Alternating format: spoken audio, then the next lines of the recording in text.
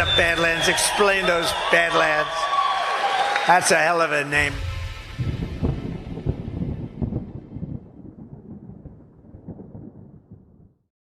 The following stream has been approved for truth seekers by the DEFCON Truth Alliance.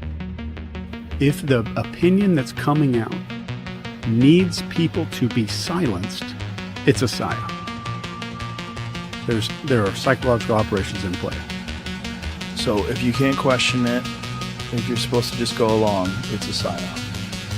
Yeah, and if people have to be silenced or publicly shamed because of their information, and they're not telling people the sky's falling, they're not saying crazy shit. Mm-hmm. They're just saying basic stuff, and they need to be silenced. That is a psyop. There's a war out there, old friend. A world war. And it's not about who's got the most bullets. It's about who controls the information. What we see and hear, how we work, what we think. It's all about the information.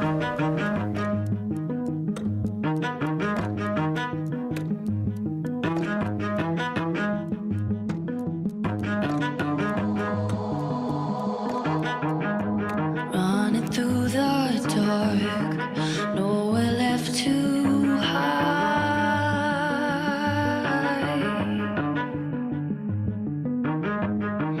Battle lines are drawn, taste the smoke and fire.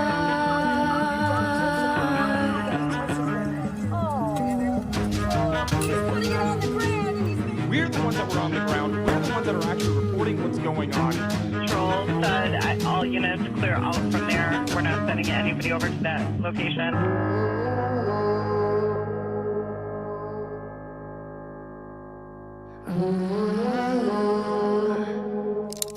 We have an Insurrection Act for a reason.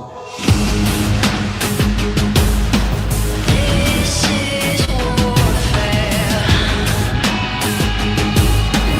This is warfare.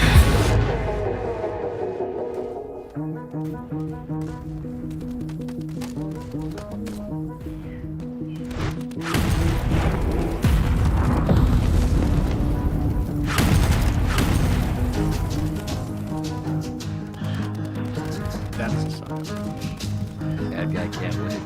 It's a morality tale. This is warfare.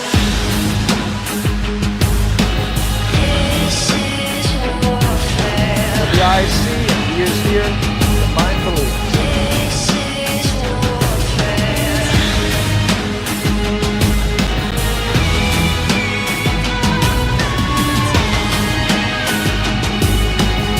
This is warfare. Goodbye. You can run, but you can't hide. It's gotta be biblical. One by one, one by one, say goodbye. One by one, say goodbye. One by one, say goodbye. You can run, but this is warfare. This is warfare. This is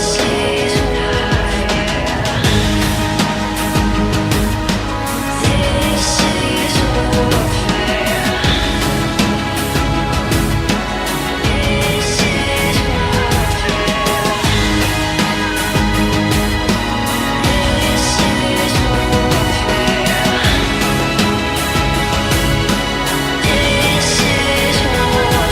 is warfare.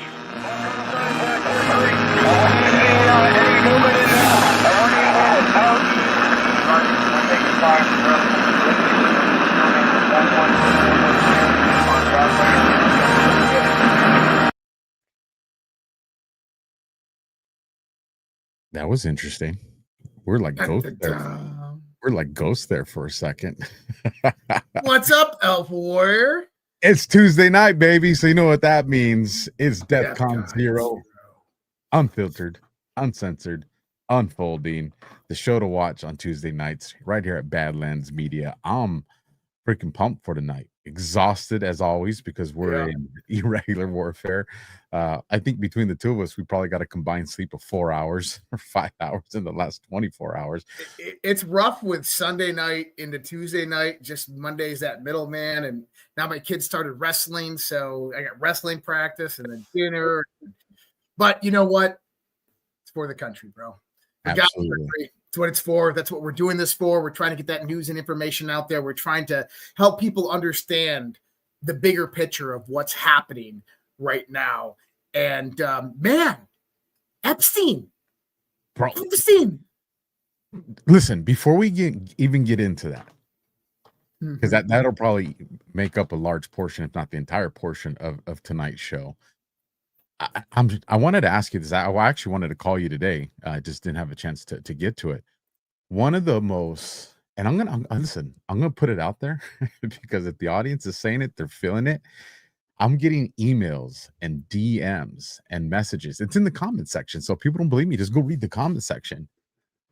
The audience is saying this is their favorite and the premier Q show of all Q shows. And that is amazing.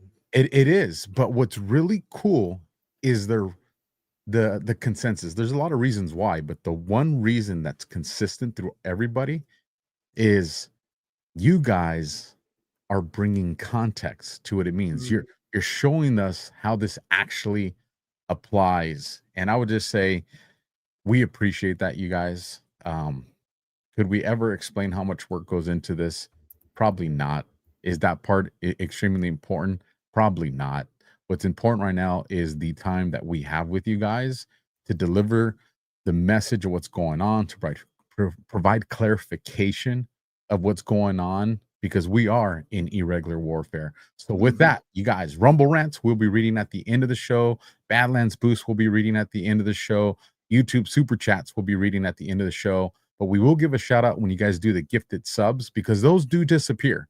And we want to make sure we give you guys the love for that. So before the show even started, 10 gifted subs coming in from Micro Toolmaker.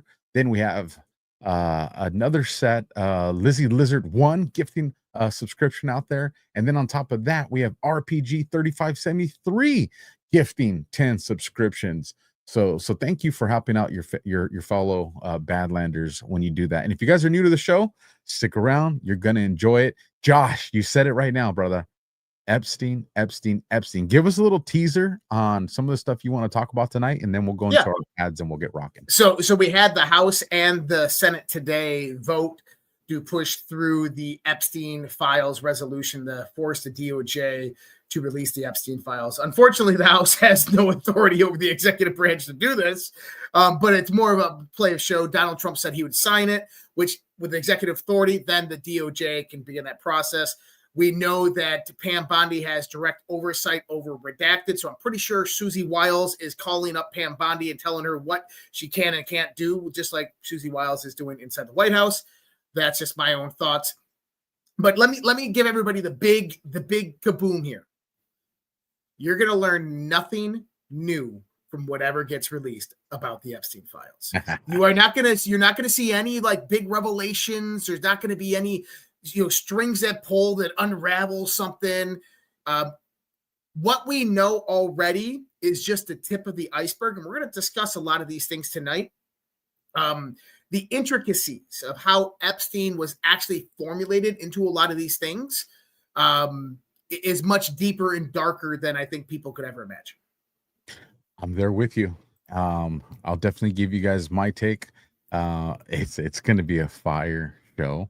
And I know there's some people that are watching because they want to attack the position we have on Epstein. So you better have your notes for that, ladies and gentlemen, because you're gonna walk away being like, damn, that actually makes a lot of sense. But with that, our first sponsor, this is a returning sponsor. This is actually one of my favorites. What am I talking about? I'm talking about Benson Honey Farms, folks. You heard me and Can talking about them often. So welcome to Benson Honey Farms, where every jar is pure gold. Benson Honey is excited to be back on Badlands Media with their latest 2025 honey harvest straight from their farms in Nebraska.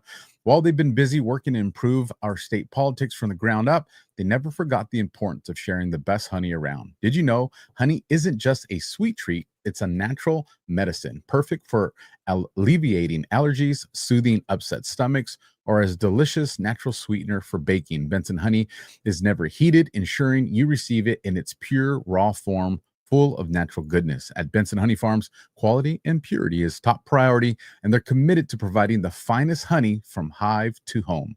Join the supportive community and enjoy a special offer. Visit badlandsmedia.tv/honey and use promo code Badlands for 15% off your purchase. Benson Honey Farms, savor the authentic taste of Nebraska and support America's first business. Follow on Facebook at Benson Honey Farms, and I'll add this: go get their honey barbecue sauce. Put that on some ribs.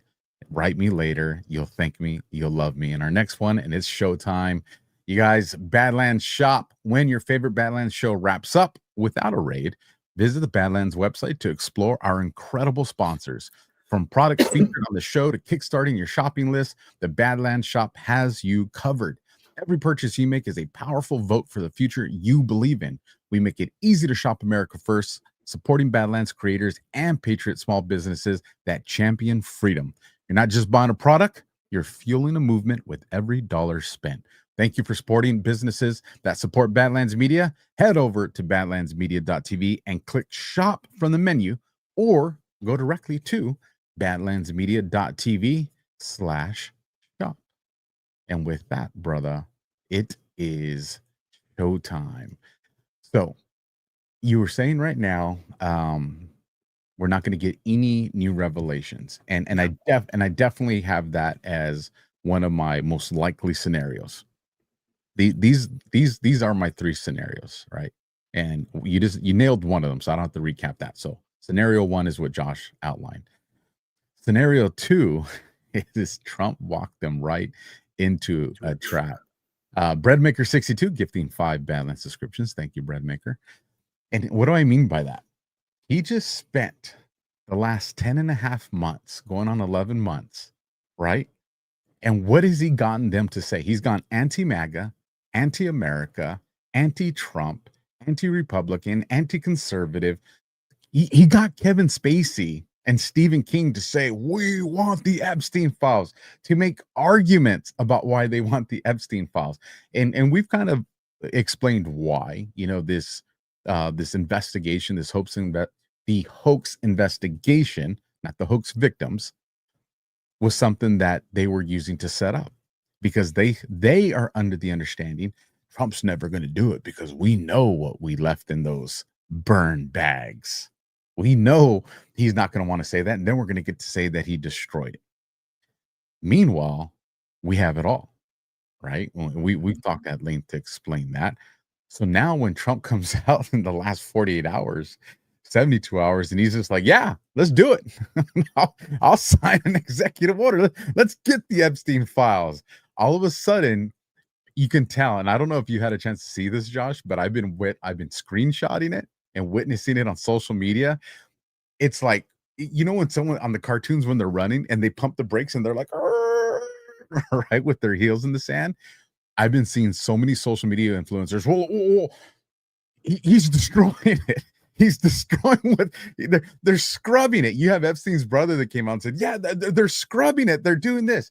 And it's showing the legitimate people exactly what we've been saying, that there is no answer that was ever going to suffice for them, because the agenda has always been to subvert President Trump.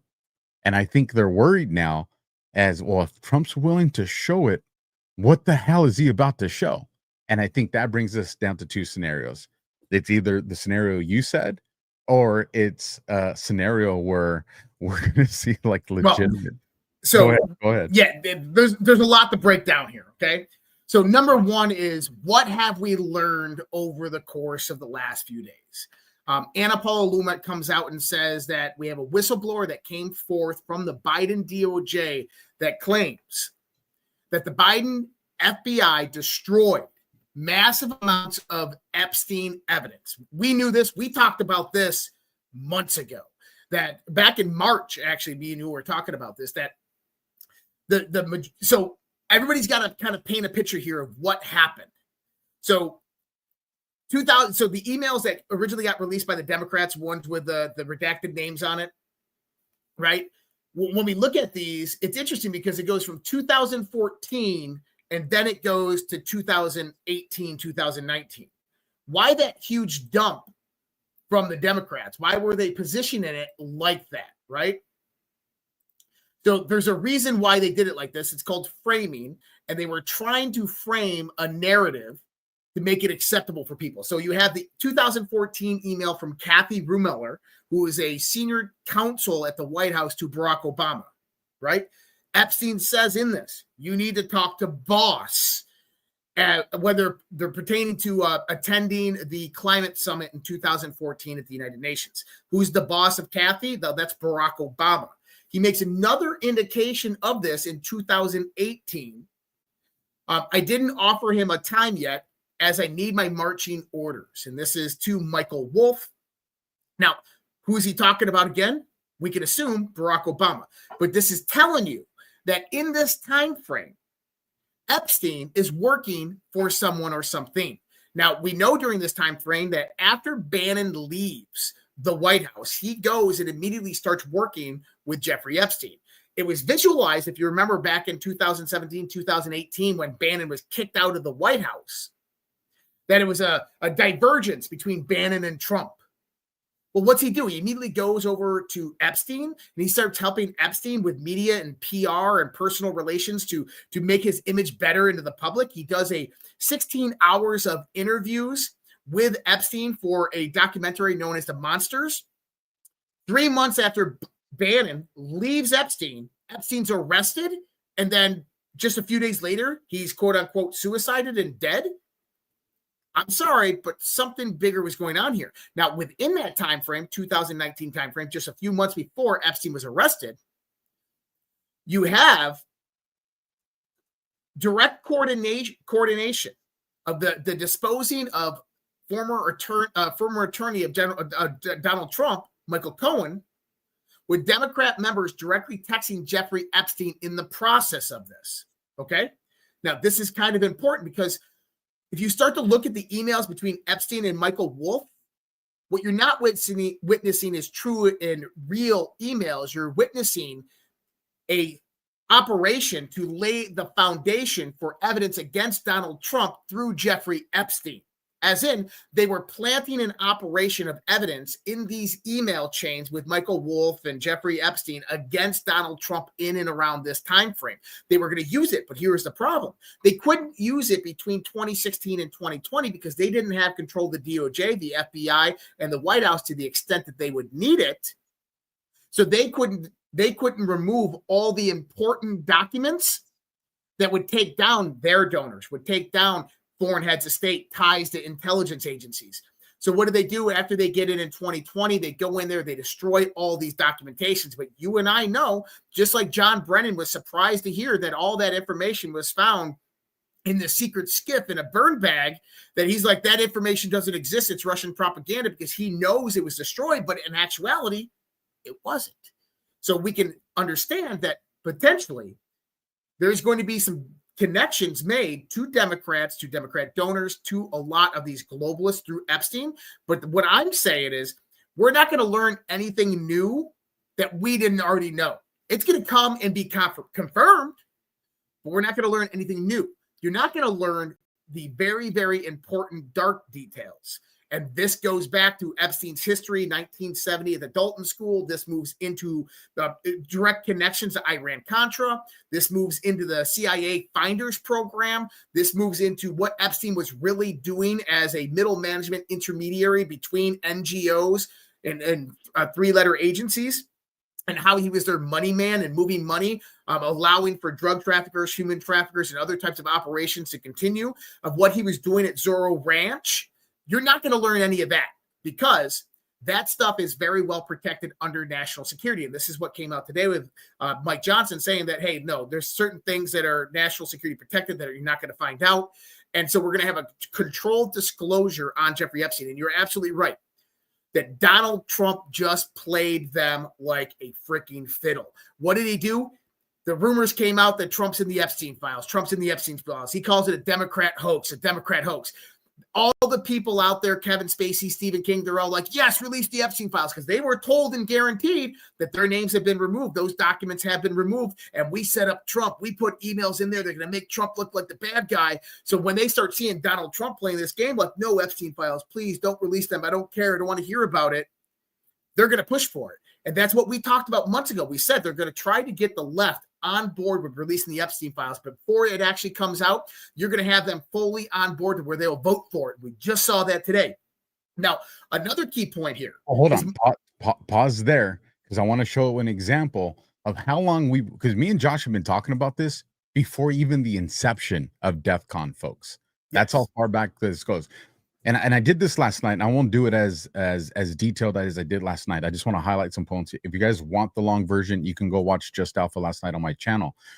But I want to remind everybody all the way back to March. What am I talking about? I'm talking about this. I did this post, and it was called "The Bondi Takedown: A Deep State Operation to Isolate Trump and Protect the Epstein Cover-Up." And just so people, you can see it with your own eyes. What is the date there? March 2nd, 2025. Pam Bondi had only been the Attorney General less than 2 weeks. Less than 2 weeks. And there was a crazy amount of people that were already calling for her resignation. If you guys remember, this was leaning into Bindergate and all those other things. But one of the key components that we learned during Bindergate was the hat tip, where they showed us 6 phases. And that came up a little bit later in some follow-up posts that I did. But if you go all the way back to here, and I'm not going to read the whole thing. I just want to read this part right where it was. And okay, here we go. Why the deep state needs Bondi removed. Now Bondi's actions didn't just expose a cover-up, they threaten the power structure protecting it. And I just want to read these 3 highlighted points right here. The Epstein blackmail network leads straight to Israeli intelligence operations targeting U.S. elites. If Bondi stays in position, Patel can move forward with legal actions that could unravel decades of government corruption.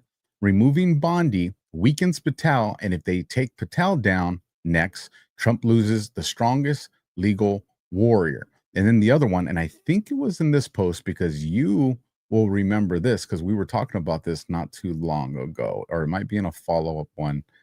Yeah, it'll be up in a follow-up one. So I'll give it back to you while I find the other one. But I'm just trying to show people that this is not a new development. The only people that are shocked by what's unfolding right now are the people that don't watch DEFCON. Oh, true. It's the people that don't, and the never MAGAs and the psyopers and those types of influencers are out there. Got to remember, people, you heard it here first. I always got to say that, but I'm not a fan of Marjorie Taylor Greene. Everybody knows this. I've been very outspoken about this from the get-go. But what we're seeing with Marjorie Taylor Greene and Donald Trump is classic Donald Trump, using people within his arsenal, within his network, to perform a psyop, to go out there to act like there's this kayfabe fake fight going on between them that progresses into a divergent ideology. Donald Trump against the Epstein files, Marjorie Taylor Greene trying to push for them. Now, why do I say this? And is there confirmation that they're actually working together? I find this really interesting.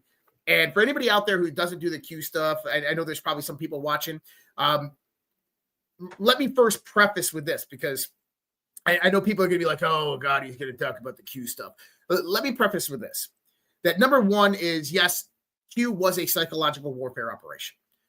Yes, it was targeted towards Christians, patriots, conspiracy theorists alike, okay, Americans.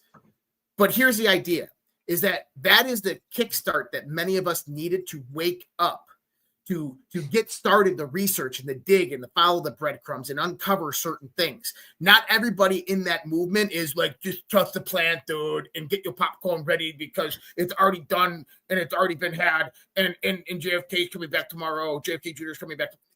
No, that's not us. We don't do that. This is a dynamic operation that's continuously in motion, and you have to understand how it operates. And the whole point of the whole Q movement at its origination was to take back the idea of information. It is about we being the media today, taking down the mainstream media and being able to go out there and progress a narrative to the world that is factual based, where people begin to ask questions and dig, the Socratic method. So when I bring this up, I want people to understand that there's a communication going on, using the boards as an intermediary of communication. So Donald Trump posted this the other day. All right. Marjorie Trader Greene is a disgrace to our great Republican Party. Now, I always look at times. I'm Central Time, so that's actually 9:17 a.m. that he posted that. So when you look at timestamps, you can look at date. You can look at timestamp that correlates directly to a Q post, or you can look at time posted. This one, we look at time posted. Now, isn't it interesting that 9:17, if you look at the time this was posted, 9:17 p.m., right there. There's your time posted. And what is this post? Patriot and traitor. Now, that's not a coincidence, people. That's not a correlation. No, that is a direct communication. He is telling us, traitor, boom, right there, patriot, traitor. Now, what was Marjorie Taylor Greene's response to this? You got to remember, that was the definition of patriot and traitor, right? Listen to Marjorie Taylor Greene here. What we did by fighting so hard against the most powerful people in the world, even the President of the United States, in order to make this vote happen today. I was called a traitor by a man that I fought for 6 years for. And I gave him my loyalty for free. I won my first election without his endorsement, beating 8 men in a primary. And I've never owed him anything, but I fought for him for the policies and for America first. And he called me a traitor for standing with these women and refusing to take my name off the discharge petition. Let me tell you what a traitor is. A traitor is an American that serves foreign countries and themselves. A patriot is an American that serves the United States of America and Americans like. It's almost like that was a direct com. Going back to directly Donald Trump's timestamp post, patriot, traitor. She comes out and says, patriot, traitor. To me, that's them proclaiming kayfabe. That, look, Donald Trump. So I want people to see this. You have Donald Trump, who's associated right now with world leaders, world and foreign intelligence agencies, multinational conglomerates. I can't wait to talk about that later. MBS. You got Donald Trump that's associated with donors who've given him hundreds of millions of dollars. Okay, he's got to go out there and promise them, hey, don't worry, no exposure is going to come to you from the Epstein files. We're going to do our best to try to contain this the best possible. But Donald Trump, he really wants to get this stuff out there. He promised the people, and promises kept, promises made, promises kept. So how does he do that? How does he, at one point, look like the good guy to all the people that are supporting him with money and with investments into this country and are realigning, knowing that they're not going to get prosecuted over the Epstein files, but at the same time, bringing about full disclosure on top of that? Well, you go out there and you have a big fight with Marjorie Taylor Greene. You have a big fight with Tucker Carlson. You have a big fight with Elon Musk. And what do? They begin positioning themselves to start the narrative, to bring about the idea that, hey, the Epstein files need to be released. Remember, it was Elon Musk that said that Donald Trump was in the Epstein files, and this is the psychological war that got the left starting to talk about it and to push for the release of the Epstein files. Now you have Marjorie Taylor Greene representing the victims, trying to push for getting all of this information out there. Donald Trump's like, it's a scam, it's a hoax. But what happened today? Boom, just like that. You know what? Give it to him. I'll sign it into law. Great. And what we're about to see, I think, not necessarily fast, but over the course of time, is we will see this information be played. This information will be played as a trump card against the people of this world that have been working against him, that have been trying to promote globalism, who've been trying to undermine the Constitution of the United States of America. 100% agree with you on that. And when we get into the conversation of the visit by MBS today. That'll be a great conversation. I found the other article. So the first one was March. Then I found this one from July, and I think we had did our first, either our premiere or our first episode when we did this, and I think I referenced it at the end. This one I do want to read. It's not too long, but it's worth saying.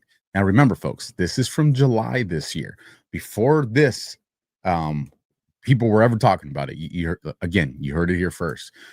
Trump's trap, Epstein, fake MAGA, and the unraveling of the deep state.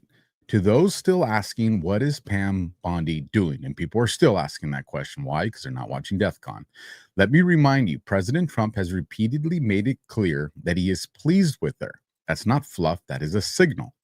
He's telling Bondi, you have top cover. He's telling us she's executing under my direct authority. We've seen that on several press conferences and news briefings that he's done. Every move is intentional. Many of you hearing what you want to hear, not what's actually being said. You've forgotten how Trump operates. He's always 10 steps ahead.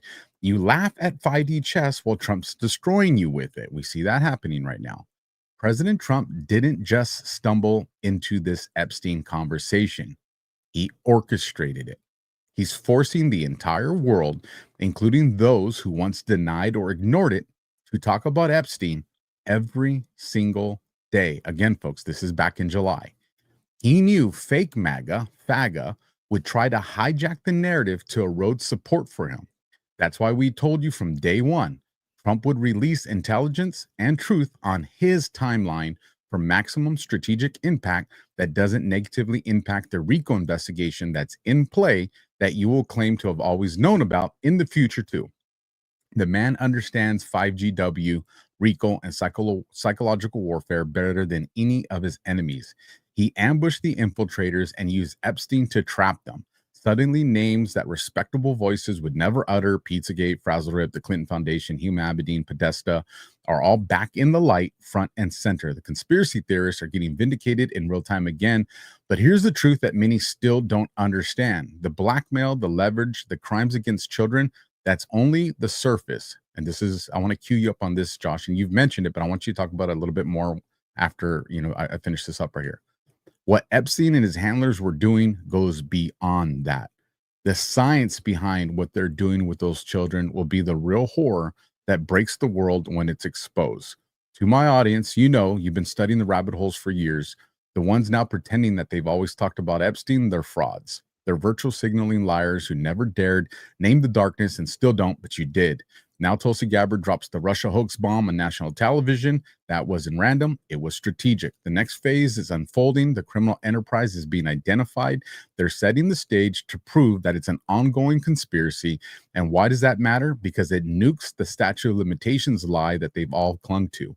Read up on the continuing conspiracy doctrine, the mainstream media, the rebranded alt media, the fake MAGA influencers on social media. They've all been working overtime to lie about President Trump and silence you. Now they see that we were right again. Notice the change in their tone, the softening of their rhetoric. They're looking for an out, but we see you. But guess what? The storm is here. And tonight on DEFCON ZERQ, episode 2, we will go there. And on Badlands, and you guys are here. Now, if you hinted at it a little bit earlier in the conversation today, Josh, why that a particular part of this Epstein stuff is going to remain classified. And Mike Johnson kind of talked about that. Can you give us a little bit more on that so people understand what you're talking about here? Okay, yeah, really easy. So a few months ago, we had the House Subcommittee, one of them released, it was Representative Comer. They released this image, Jeffrey Epstein and some unknown woman. But what's important about this image is the words written below it. He is the boyfriend of redacted. We think he works for the CIA. Now, this is approximately 1980, and that woman right there is Eva Bergerda Anderson Dubin. Okay? Wasn't hard to find this or confirm this information. So what's interesting about this is that she was a supermodel, dated Epstein in the 1980s. Later, she married hedge fund billionaire Glenn Russell Dubin. And Testimony of Virginia Giuffre's 2015 civil suit against Ghislaine Maxwell. Giuffre testified that Maxwell instructed her to have sex with Glenn Dubin and others. So why were the Republicans releasing this with the image and the name redacted? Because they were protecting Glenn Dubin, who is a very powerful billionaire. Put that to the side. Just remember the CIA component. The question then becomes, and how did Epstein get involved in the CIA?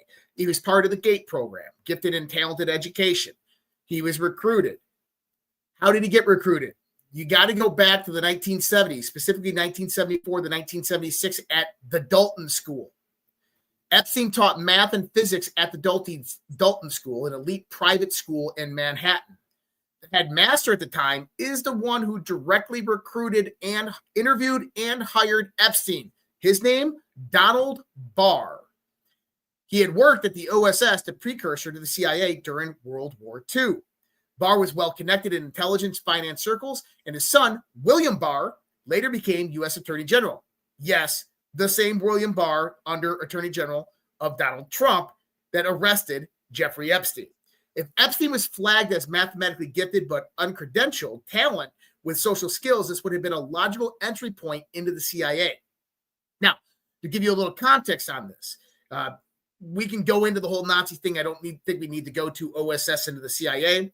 But Barr, Donald Barr, Bill Barr's father, wrote a book. Now, this is actually really important to the context because this is the man who recruited Jeffrey Epstein. Donald Barr's book in 1973 was called Space Relations. Okay? The story is set on a distant planet ruled by aristocrats who enslave humans from Earth. The central theme includes slavery, power, and sexual exploitation, with jarring depictions of child sex slavery woven into the narrative. The book blends dystopian politics with disrupting erotic undertones, making it highly controversial even for its time. It was actually the reason that Donald Barr left the Dalton School and stopped teaching there. And Epstein left soon after. Now, where did Epstein go and go after this? Well, before we get to that, there's actually another part that we have to cover real quick, okay? And the reason I say that is because we have to understand the connection between the CIA and universities. This is one of their main recruiting platforms in the world. And you'll start to see that this has massive significance into a lot of different CIA operations, including MKUltra. I wrote this post, months ago. The hidden CIA pipeline, Harvard, Yale, and other Ivy League secrets roles in U.S. intelligence. After World War II, OSS and CIA pipeline ran straight through elite universities and prep schools. MIT and Harvard, CIA-funded research, MKUltra, psychological studies. Yale, Skull and Bones, CIA feeder club. You have Daddy Bush. You have Don Barr. All of these people. Columbia, major CIA recruitment hub in the 50s and the 70s. Georgetown, Jesuit ties, hosted OSS and CIA alumni. Why? Cover. Academics could travel globally, meet foreign contacts, influence, shape the world view through future diplomats, bankers, and policymakers. Recruitment, direct pipeline for elite talent into covert ops. Donald Barr, OSS vet, Dalton headmaster, father of AG Bill Barr, wasn't unique. The intelligence world seeded itself into education, publishing, and culture, a hidden pipeline that shaped post-war America. OSS, the CIA figures who became heads of universities, major educators.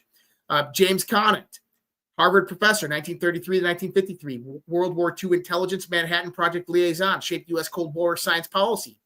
Kingman Brewster Jr., Yale president, 1963 to 1977, oversaw Yale during the peak CIA recruiting, later U.S. ambassador to the UK. William Yandell Elliott, Harvard Government Department, OSS-linked mentor to Kissinger. Brzezinski trained generations of U.S. foreign policy elite. Whitney Shepherdson, OSS officer, later trust advisor in academic policy circles. George Bundy, George Bundy, the famous 13th Illuminati bloodline of the Bundy family. Harvard dean, later national security advisor, not CIA formally, but deeply tied to covert Cold War planning and Ivy League pipeline. So Ivy League, the CIA recruiting circles. James Angleton, you know all about him. Yale grad, OSS in Italy, CIA counterintelligence chief, 1954 to 1975. Cord Meyer, Yale grad, OSS officer, CIA covert ops head, also ran CIA's Congress for Cultural Freedom, influencing universities, journalists, and arts. Frank Wisner, Yale Law, OSS veteran, CIA director of the plans, responsible for covert ops worldwide. Richard Bizzle, Yale economics PhD, Marshall Plan architect, CIA deputy director and plans ran by the Bay of Pigs. Prep and elite school connections, Donald Barr, and then Bill Donovan. OSS network seeded many ex-operatives in the private prep schools across New England, Andover, Exeter, Choate, often unacknowledged. What operations does the CIA run at these universities? Harvard, MK Ultra, psychological research, 1950s to 60s, funded mid-control and behavioral studies. Dr. Henry Murray, Harvard Psych, ran brutal stress tests on students. One of his subjects was Ted Kaczynski, later the Unabomber. Hosted CIA-linked professors like William Yandell Elliott, who trained Kissinger, Brzezinski, and other Cold War operatives. Yale, Skull and Bone, CIA theater. Many OSS CIA leaders, Angleton, Bundy, Bizzle, Meyer, also Bush, you can throw in there, were Yale men. Studies in intelligence programs. Yale scholars advised CIA and Soviet studies, psychological warfare and international law, direct recruitment. Columbia, the list goes on, okay? This goes in the MK Ultra.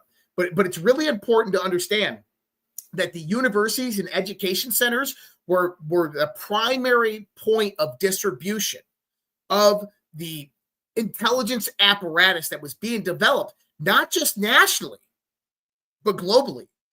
Because we can't just limit this to the United States of America. The MI6 was doing the same thing. The Mossad was doing the same thing.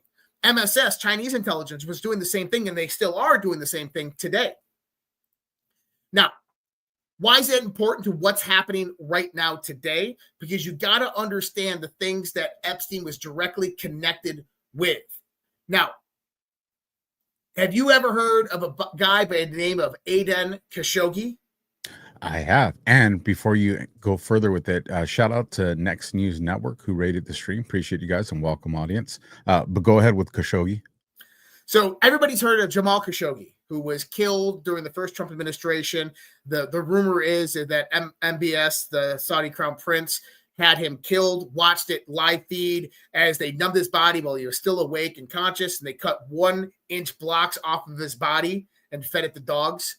And as a matter of fact, you had an ABC reporter today ask that question in front of MBS and Trump, and you saw Trump bring up, ABC sucks, we need to pull your licenses, which I think he was still hinting at the Smith Modernization Act, but it was directly on what you're talking about right now. Right. Now, everybody knows, now his uncle was a guy by the name of Aden Khashoggi, massive billionaire philanderer in Saudi Arabia, who just so happened was an arms trafficker. And in the 1980s, he was the main arms trafficker utilized by the Central Intelligence Agency in Iran-Contra. Now, why is that important? Because who was the man that was running the finances for Aden Khashoggi? Who was the guy that was doing all of his books, managing all of his investments? A young man by the name of Jeffrey Epstein. Now, you start to look at that and go, so Epstein was directly connected to Iran-Contra? Yeah, because one thing that people have to look at here is if we're arms trafficking, human trafficking, or drug trafficking, that is dirty money. You have to turn dirty money into dark money into real money. Okay, that's the flow. Dirty money, dark money, real money. Dark money, we know that this goes through a process of various different international banks. It goes through proxy organizations and corporations, and then gets moved into legitimate investment infrastructure. And from that legitimate investment infrastructure outflows legitimate money. So Epstein was this intermediary middleman between intelligence agencies, Mossad, MI6, CIA, that basically kept a toe on these global elite power structures, billionaires, foreign heads of state, everybody. And he was the one that helped them move illegal money from here to there. That was Epstein's primary job, moving illegal money to make it legitimate money. Massive money laundering. But why was that happening? Well, how does the CIA fund black projects? How does the CIA go out there and create $100 billion budget that is off the books and not accessible by Congress? Well, they have to run operations like the drug trade. They have to run operations like human trafficking or gun trafficking, like Hillary Clinton and John McCain were doing in Syria, running guns all the way up through Libya, Benghazi, all the way up into Syria to fund ISIS and ISIL, to create ISIS and ISIL. Well, where did they get the funding through that? It came through CIA black budget projects, and that money directly came about through illicit activities that came from illicit money to dark money to legitimate money. Epstein was that middleman who ran those operations. So Epstein made his life off of this and never left these circles. Eventually, Epstein started his own business ventures. He had his own agendas, and he started getting into big elitist circles.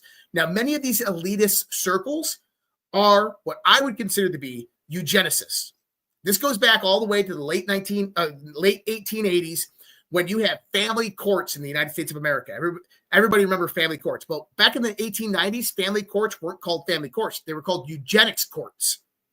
And what they would happen is someone would go in there and they would send to law enforcement, hey, my neighbor down the street is this person. I don't like him. He's an idiot. He's a moron. He's a retard. They would take him in the court. They would judge him based on his intelligence, and they would castrate him and stop him from reproducing. This happened in the United States of America.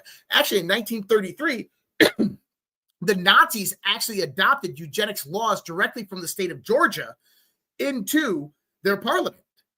Okay, eugenics was really, really big in the early 1900s. This is when all the original vaccine programs started to happen in 1903, 1905, 1921.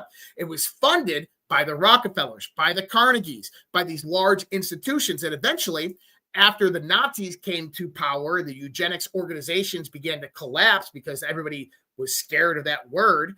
They transitioned it into what? Healthcare, biomedical research, the whole biopharma industry. And this was funded primarily by the Rockefellers with a Flexner report that came out that set the standards for health of everyday Americans and the food pyramid and policies that came about through government, because the Rockefellers at the time ruled over much of our government. Now, going back into that, just understand that eugenics was a big part of this that grew up. So when you have Bill Gates, whose father was the executive director of Planned Parenthood for all of the West Coast, right? This is a true eugenicist. This is a person who doesn't believe in God, probably believes in Satan, probably claims to be an atheist, but they get off on killing babies and ensuring that the inferior race that they proclaim to be does not breed on this planet. And we've seen this for a very, very long time. So Epstein gets into this mentality. He starts talking about and writing about transhumanism. He starts talking about hybridization. He had a post a long time ago, an article about, if we ever met an alien race, I would love to take their DNA, and I'd like to take that DNA and I'd like to intertwine it with mine to see what type of traits we could bring about, right? He was obsessed with these types of things. And a lot of people believe that at Zorro Ranch that he owned in New Mexico, that was only about 150 miles away from Dulce, New Mexico, which is an underground military complex that's incredibly secretive, that he had an underground facility at Zorro Ranch where off the radar biotechnical and biomedical research was being done. Well, I pointed this out, that in 2012, Epstein created a company known as the Southern Trust Company. Okay. The Southern Trust Company was a consulting services, data mining, biomedical, and financial information, primarily DNA data mining firm.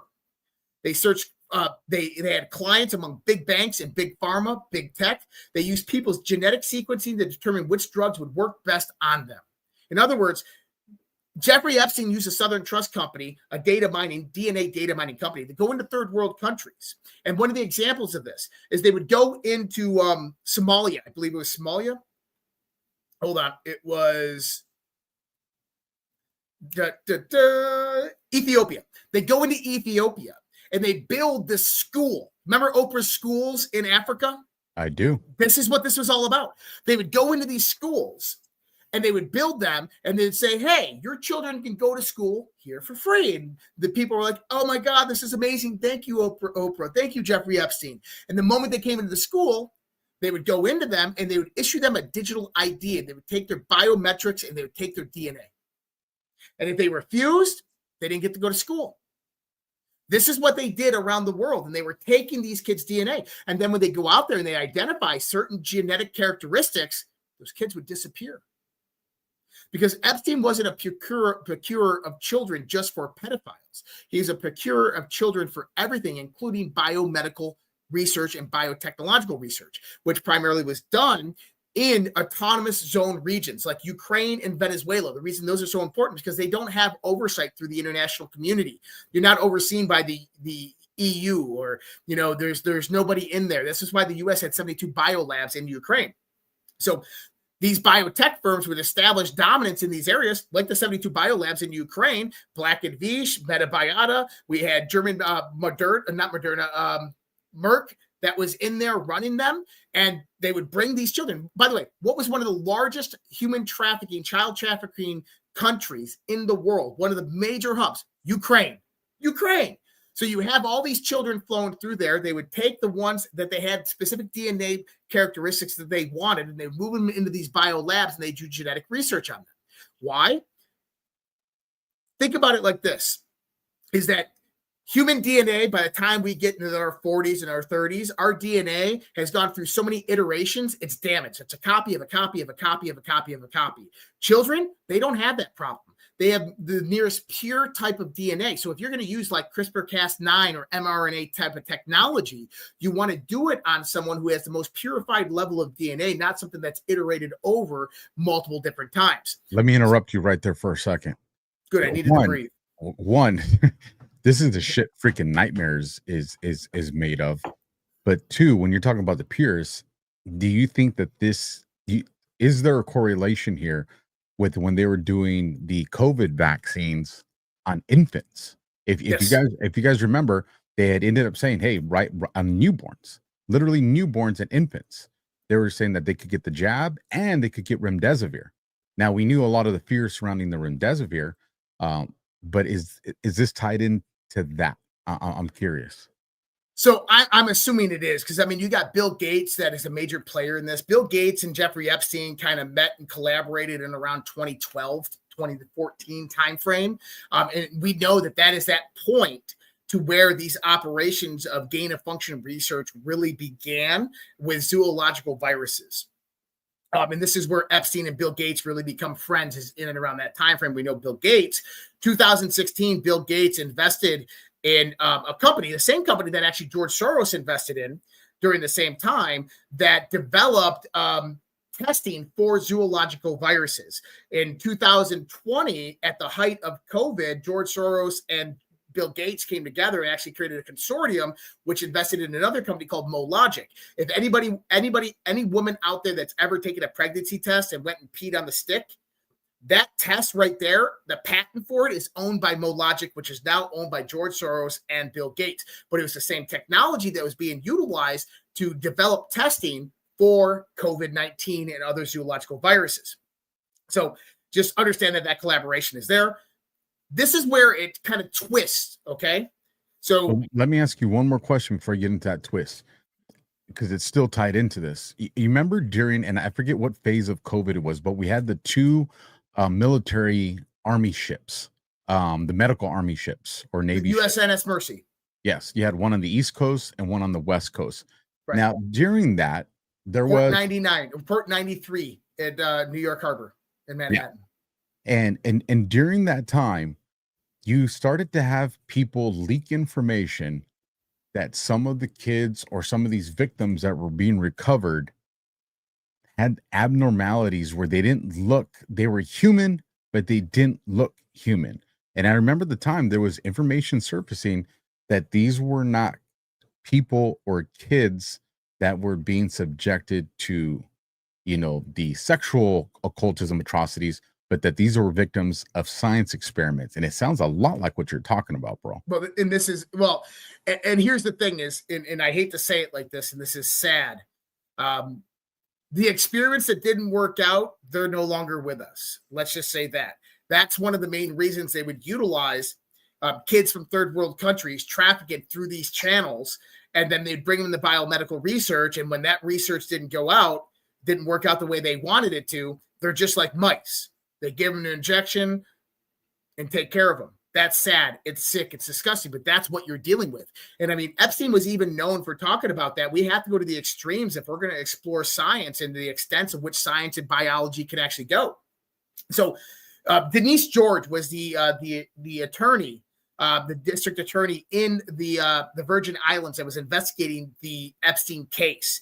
And she actually got kicked off of the case, and they shut it down under the Biden administration because she subpoenaed JP Morgan Chase, Jamie Dimon, and other executives, which is interesting because James Comer today just issued subpoenas to JP Morgan Chase, Jamie Dimon, and other executives at Deutsche Bank as well for the Epstein's financial records, the same ones that Denise George was going after that she got fired for. So that's really interesting. And I said, if there's one point that you want to look at right now with the Epstein stuff that's coming out, it's that what James Comer's doing, following the money. Okay, so do we know where she's at right now, or is there a possibility she's been brought back into this investigation? I don't know. I haven't seen anything about her in a long time. What's her name again? Denise George. All right. So this is where it gets interesting. So another company that Epstein creates is called the New Albany Company. I think that this is like circa 2014. It's created by Jeffrey Epstein and another guy by the name of Lex Wexner. You know, the billionaire king of Ohio. Okay. So Epstein was a partner and invested massive amounts of money into it. Excuse me. The headquarters of this company is in a small remote island off of the Virgin Islands territories, owned by a company. Do you want to know who that company is? Which one? Google. So the headquarters of the New Albany Company was on an island owned by Google, which housed a massive data center. Well, isn't that interesting? Because the largest honeypotting operation in the world existed during this time frame, and nobody even realized that it was happening. See, Sergey Brin was also subpoenaed during this time by Denise George. He never showed up, never responded to the subpoena, actually disappeared for a long time frame. Sergey Brin was married to his wife, Anne Wachowski. Now, Anne Wachowski just happened to be the CEO of a company called 23andMe, a DNA collection program in the United States of America. Now, there was two alternate companies that were operating in Europe during the same time. Both were private companies whose board of directors were private. At the same time that 23andMe got hacked and all of their genetic information got stolen, the same two companies in Europe had their genetic information hacked, and they all shut down and no longer exist today. But Google, and I can tell you this from direct experience, I got a person I know that works over there at Google Quantum AI. This guy's a dual PhD. He's an absolute genius. He's not a lefty or a righty. He's just a genius. If you know those types of people, went from neurosurgeon to AI PhD. He works for Google Quantum AI, and he said for the last 7 years, that puts us at 18? For the last 7 years, we've been pumping massive amounts of data, specifically from biotech and biopharma firms, including DNA information into Google's quantum AI. In other words, 23andMe and these other DNA collection companies were nothing more than honeypots for genetic type of information. The same thing that Jeffrey Epstein was doing. Why did Jeffrey Epstein own a company that was on the same island, the New Albany Company, as a Google data center? That it's one of the Google's primary data centers that runs DeepThink, Google's AI. Start to put two to two together. What you see is that Epstein wasn't only procuring children, he's procuring DNA information, he was procuring children for biomedical and biotechnical research, and it was directly associated and affiliated with the global elite infrastructure, including one of the largest companies in the world, Google. Let me ask you this. Obviously, we know Epstein's island. Does this play into the Margarita Island that you were talking about? And the reason I ask is I don't know if you saw Carlos Danger Delecto had tagged us in a post. Okay. And here I'll bring it up so we can see it. And this post is from Zero Hedge. And it says Zero Hedge must be listening to DEFCON ZERQ. And of course, it shows the circle of Puerto Rico. And then it shows the Isla de Margarita, the Margarita Island. And it says, could a small Venezuelan island be the real reason behind the U.S. military in the Caribbean? And I'm curious to your thoughts on this, because you were pretty much the only one I've ever heard really talking about this island. So it's kind of funny because I did a whole show on it, and the next day Glenn Beck did a show on it. So it's kind of weird that like I did it and then Glenn back. But anyways, the Isla Margarita, there's a lot of things happening at the island of Margarita. I don't know. Maybe that is where they have their command center. Primarily Margarita Island. 2011 and 2013 congressional testimony shows that Hamas, Houthis, Hezbollah, Al-Qaeda, ISIS had all been moving into that island, being invented directly over by Venezuela and China, and that Venezuelan military members were being sent over to Iran to train with the Iranian Revolutionary Guard, and they housed themselves in this area at the Isla Margarita, and it's primarily a Muslim or radical Islam hotspot. So it's a planning, command, and control center for radical Islam. And a lot of the stuff that we're seeing happen and unfold here. Now, this possibly could be a frontline army to protect everything else that's going on there, because I believe that you have some very bad things happening in Venezuela. Some very bad figureheads are at play there.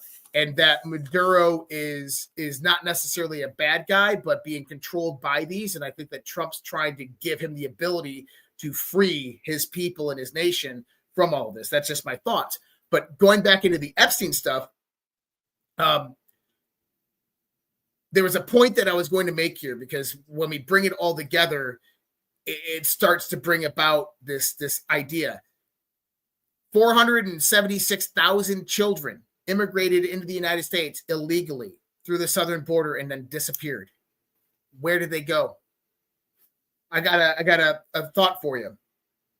Catherine Austin Fitts, former Undersecretary of Housing and Development under the Bush administration, founder of Solari. She has been prominent out there. She's not a big Trump supporter. It doesn't matter to me. But what they did is they realized is that there was missing money. And they hunted down over $30 trillion over the last 25 years. $30 trillion over the last 25 years that is missing. What's interesting about that number is it's almost equivalent to the U.S. debt. And they found through various different government allocations of that money that it went to constructions, underground constructions, which she would claim to be over 137 underground military bases in the United States of America. Which we know as DUMBs. So the question comes about, is there a breakaway civilization, B, a group of elitists who are producing their own army or producing their own genetic lineages in underground facilities? I think that's more about what this is. You start getting into the shooters. I posted something the other day, and I don't know if I was supposed to post this or not, and I hope I don't get in trouble for it. But I said, if anybody ever meets Thomas Crooks, the would-be, the guy attempted assassination attempt on Donald Trump, if anybody ever meets his parents, ask his parents if they used a fertility clinic in 2003 when he was born. And the reason I say that is because back in the 1980s, they found that there's a genetic abnormality within certain people that made them more susceptible to mind control. And so what they began doing is taking the semen or the various DNA of these people and going into fertility clinics, and instead of impregnating a woman with someone else's sperm, they would impregnate her with this specific sperm of these people. And just keep track of it. And then they keep track of that child as he grows, and then they would engage them in trauma-based mind control or psychological warfare tactics through social media, and they would weaponize them. This is where the majority of your school shooters, this is why they're all trans. This is where they're all coming from. This is the dark secrets that they don't want you to know about Epstein, because if you start to pull the string on Epstein, all of this stuff unravels. The massive organization of this kind of, I would call it a breakaway civilization, because what they're doing is they are doing off the radar underground scientific research into free energy, propulsion, exotic technologies. They're doing biomedical and biotechnical research into DNA manipulation, into genetic breeding, into baby farms. The CIA Finders Project, if you remember back in the 1980s, the CIA Finders, what was his name? George Petit, whatever his name was, that ran this project, directly associated with the Central Intelligence Agency. The CIA shut it down as it was being investigated. What were they doing? They were nationally running child farms on communes. They were farming babies that were not having any record of ever being born, and they were selling them into these rings, whether it was satanic global Kabbalist rings or whether it was biomedical research rings or human trafficking rings. The same thing with John of God. If anybody remembers John of God that was on Oprah, that's what he was doing in Brazil. He was running baby farms. Guess what's running through cartels right now all throughout Central and South America? Same thing, baby farms.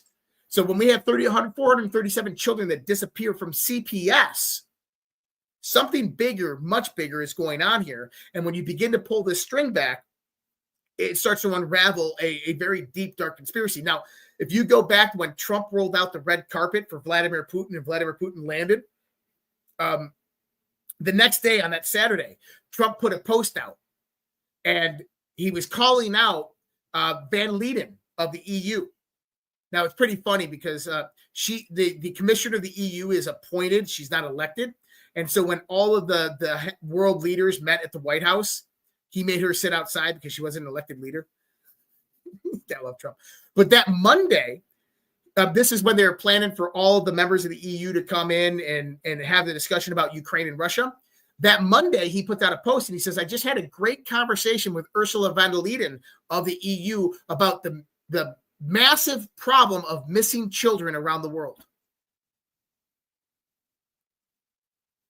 Now, what's he hinting towards? This is what's going on, guys. This is the dark, deep secret that they're not allowing to unfold here. I truly think that it's what I've dubbed, and this is one portion of it because it's much larger than even this, but this is going to be the largest RICO investigation in U.S. history ever known. That what we're seeing with Russia will pale in comparison to this. I absolutely believe that. As a matter of fact, this kind of segues into this topic real quick. We've been and for those that are new to DEFCON or new to seeing mine and Josh's content, why do we go back and show you old posts while we had these conversations? Because we're trying to show you guys a consistency of being accurate months and months, if not years in advance, because that's the stuff that matters right now. Because what you can go on social media and find is a bunch of consistent people who have been inaccurate and misleading and trying to gatekeep conversation. And that's where the chaos comes from. Chaos comes from, and anxiety comes from the unknown. And as long as people are pushing false narratives, pushing agendas, then nobody knows what the hell's going on. And that's where the deep state, that's where government can step in and be like, well, we'll govern you harder because we promise you safety. And that goes back into the Benjamin. Govern me harder, baby. That goes into Benjamin Franklin's, quote. But one of the things that I talked about, and this goes back to that Pam Bondi post, one from March, one from July, and several before that, is I kept telling everybody then that there was going to be a RICO investigation surrounding the Russia hoax. And then that came out. And again, we called that in advance. And then I told everybody, hold on. And granted, we do have good people that feed us very good, accurate information behind the curtain, along with our ability to, do analysis and assessment and pattern recognition. But then I came out and I said, hey, we're actually going to have several RICO cases that are going to be coming about. It's not just going to be Russia. And then, of course, we get tipped off on Obama's emails tagging us into Hillary. But here's what's really important. This post is from the 14th. So that'd be what, 4 days ago. And you know me, man, I've never left the detective mindset behind. So I'm going to read the whole post that Trump put on Truth Social, but then I'll highlight what caught my attention. He says, now that the Democrats are using the Epstein hoax involving Democrats, not Republicans, to try and deflect from their disastrous shutdown and all of their other failures, I'll be asking AG Pam Bondi and the Department of Justice, together with our great patriots at the FBI, to investigate Jeffrey Epstein's involvement in relationship with Bill Clinton, Larry Summers, Reid Hoffman, J.P. Morgan, Chase, and many other people and institutions to determine what was going on with them and him. This is another Russia scam with all arrows pointing to the Democrats. Records show that these men and many others spent large portions of their life with Epstein and on his island. Stay tuned. And literally, Josh just told us all this information specifically, again, with Hoffman and Morgan and Chase, those guys. But here's what caught my attention. Right here, I don't think it'll let me highlight it because it's a photo. But he says, I will be asking Bondi, the DOJ, together with the FBI to investigate Epstein's involvement. Why is this important? Because if you go back a couple months ago, what did everybody lose their shit over? What did the Panicans lose their shit over? That memo that came out that didn't have a signature or date. It had the FBI's logo on there, had the DOJ's logo on there, and on the first page it said, after a systemic review. Okay, it didn't say after an investigation. It said after a systemic review. And I told everybody back then, and I talked about it last night, I've actually talked about this ad nauseum, that you would never do an investigation on an investigation that's already fraudulent. We even talked about this on Q After Hours on Sunday.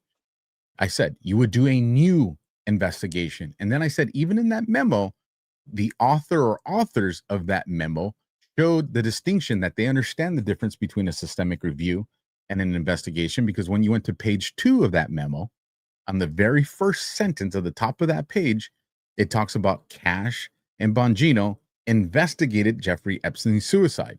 So they're showing that they understand the difference between a systemic review of information and an investigation on two different things. Why is that important? Because I said, right, I was saying it before then, and to me, that was I knew definitively 100% I was right on at that point, that there is a RICO case that's going to be going on into the Epstein investigation that's going to be far more than the atrocities of occultism and ritual sacrifices and sexual crimes. It's going to be far greater than that. And what are you seeing? This is Trump's own words, folks, that he's going to tap on them to investigate. And the other part of it, he gives us the second hint. This is another Russia, because somebody asked me, well, how do you know it's a RICO case? Because he just showed that it's going to be handled the same way Russia.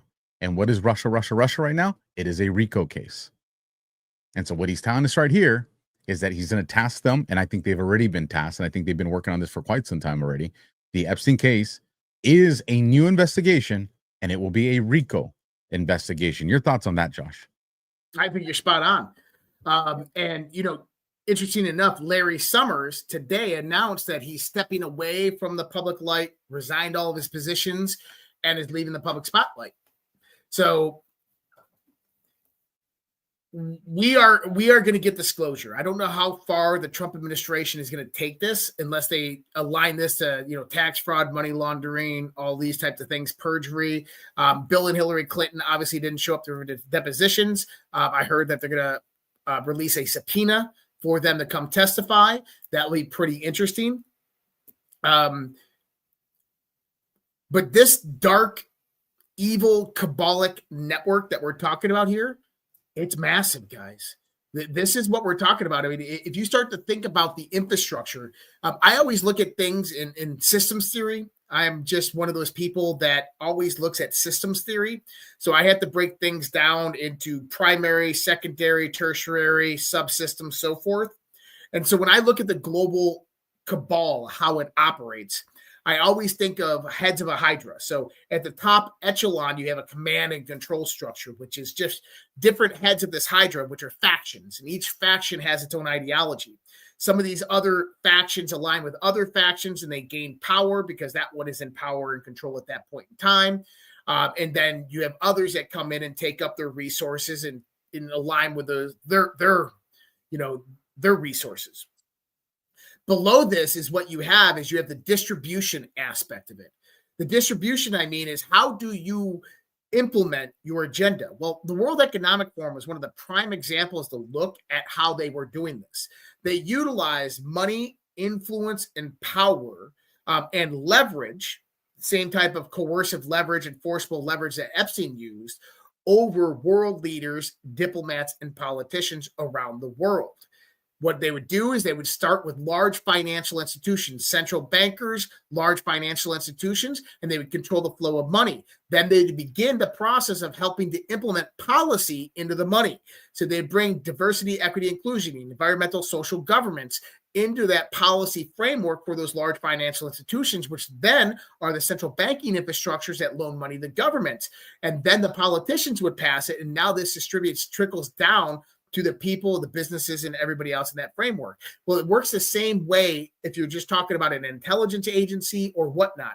The intelligence agency is just kind of I don't look at the CIA as CIA proper. When we say CIA, there's a rotten taste in our mouth. And what we can't look at is the good people over at the Central Intelligence Agency that are American patriots that are trying to keep us safe. What we need to look at is we need to look at the deep infiltration within intelligence circuits and how the intelligence community actually works. Because the intelligence community that's sitting over in Langley is only a small portion of what is actually comprised of the U.S. intelligence apparatus.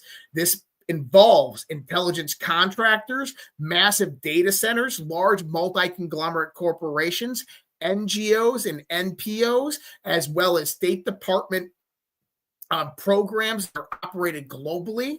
And so when you start to fan out your people through this infrastructure, you get a level of mass influence and mass coercion over people to begin the implementation of your agenda.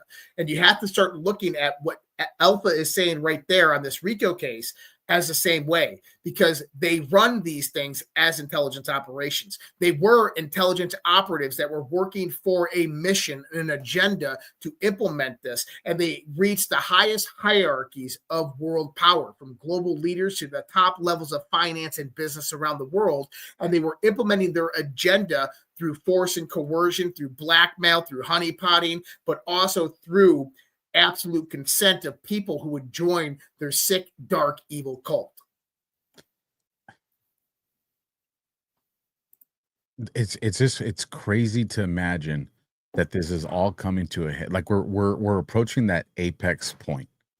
Like I think we can all say that it's understandable that we're either gonna have answers or resolution by the time we get to 2028.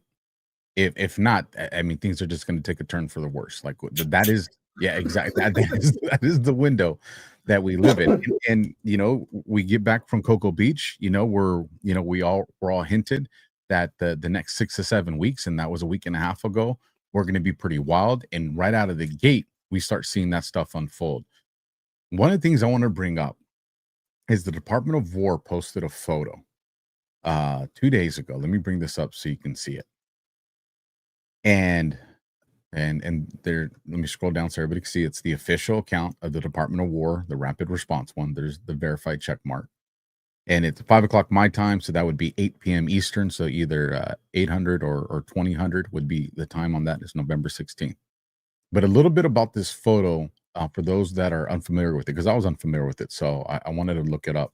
And this is the basic information that's on it. This painting was created in 1975 for America's bicentennial celebration in 1976, and has since become one of the most recognizable paintings of the American Revolution. The scene is based on a legendary story told by a local Quaker named Isaac Potts, who claimed he spied Washington praying alone in the woods during one of the bleakest times of the war for the Americans. The story gained popularity in the 1800s, becoming a powerful symbol of national unity and a belief in divine assistance for an American cause. The original paintings being held at the National Portrait Gallery in Washington, D.C. And as you go and you read these different things on there, a bunch of the consistent stories is that Washington knew that the part of the war that he was about to get into was going to be either you're going to win it or lose it. Right. And is the Department of War posting this right now because, again, it's an historic photo, or is the Department of War trying to hint at some of the information we got about what the next 6 to 7 weeks would look like?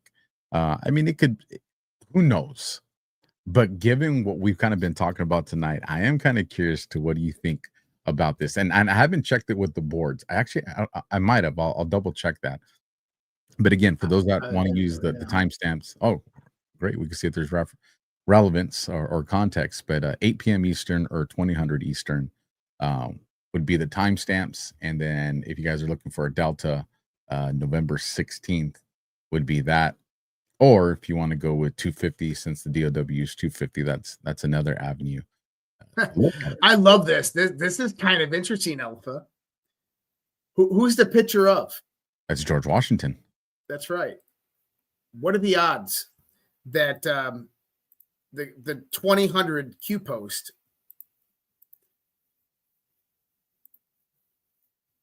Washington Post, why Bezos, Amazon, Q, and other Trump unpopular? No, they fear Trump and Q, discredit both, typical tactic. Think about this. Did Washington Post dedicate resources to conduct an actual poll? Reply QAnon, all for conspiracy. Ask yourself, why? That's right. It was tied to Washington. There. I'm sure. Contextual reference frame, right? And then also, what is it saying? It's basically saying Q is very real, right? That this is happening. And then also, what does it say? It says appeals to heaven, right? In the post that you have right here, it says that America's military has appealed to heaven. Shit. Didn't even catch that part. That's right. So America's military has appealed to heaven. Talk about a confirmation. Divinely guided. It's going to be biblical, buddy. It is going to be biblical. That's fascinating, bro. That is fascinating. Let me bring one more up that I wanted to show you and get your take on it. I couldn't make sense out of this one last night, but I didn't want to abandon it. Given for those that were watching Q After Hours, let me bring this up on the screen so people can understand what we're talking about. I had brought up and Q After Hours is it's right here in Badlands.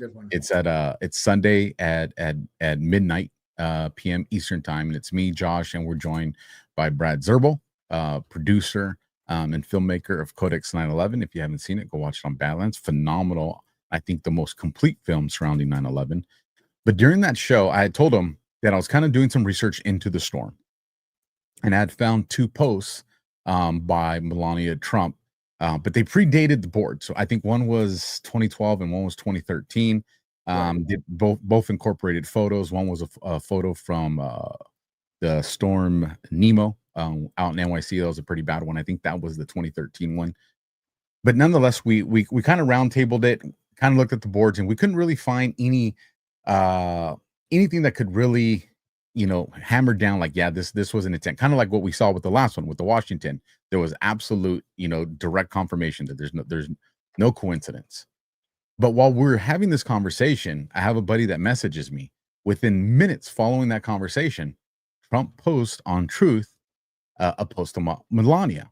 Now, if you look at the post preceding his post about Melania and the post his post about Melania, because the short window of those, hers was the only one that was out of the theme of all those posts that he was doing. Mm-hmm. So it was something that you could interpret as, fellas, again, we're watching you, and here's a bat signal towards it. And then this post comes in today, and I found this interesting. So again, you have the video that's a minute 8 seconds. You have a time, and I'm saying this so if people want to look. Well, it's actually so you go by minute 7. Yeah, it's a minute 7 seconds. So internet browsers add 1 second due to the rendering, and so the actual upload time frame is a minute and 7 seconds on mobile. All right, so there you go. So, which is great because take out that 0 and you got a 17. And then you have a timestamp would be 9:41 a.m. East Coast and a delta of November 17th. So I am curious, bro. What's your take on this one? Especially because what is it? It's literally talking about the children. So play it. I don't hold on. I got to switch this out so we can get the audio. So because I had it on the window and well, I can give you my take on it.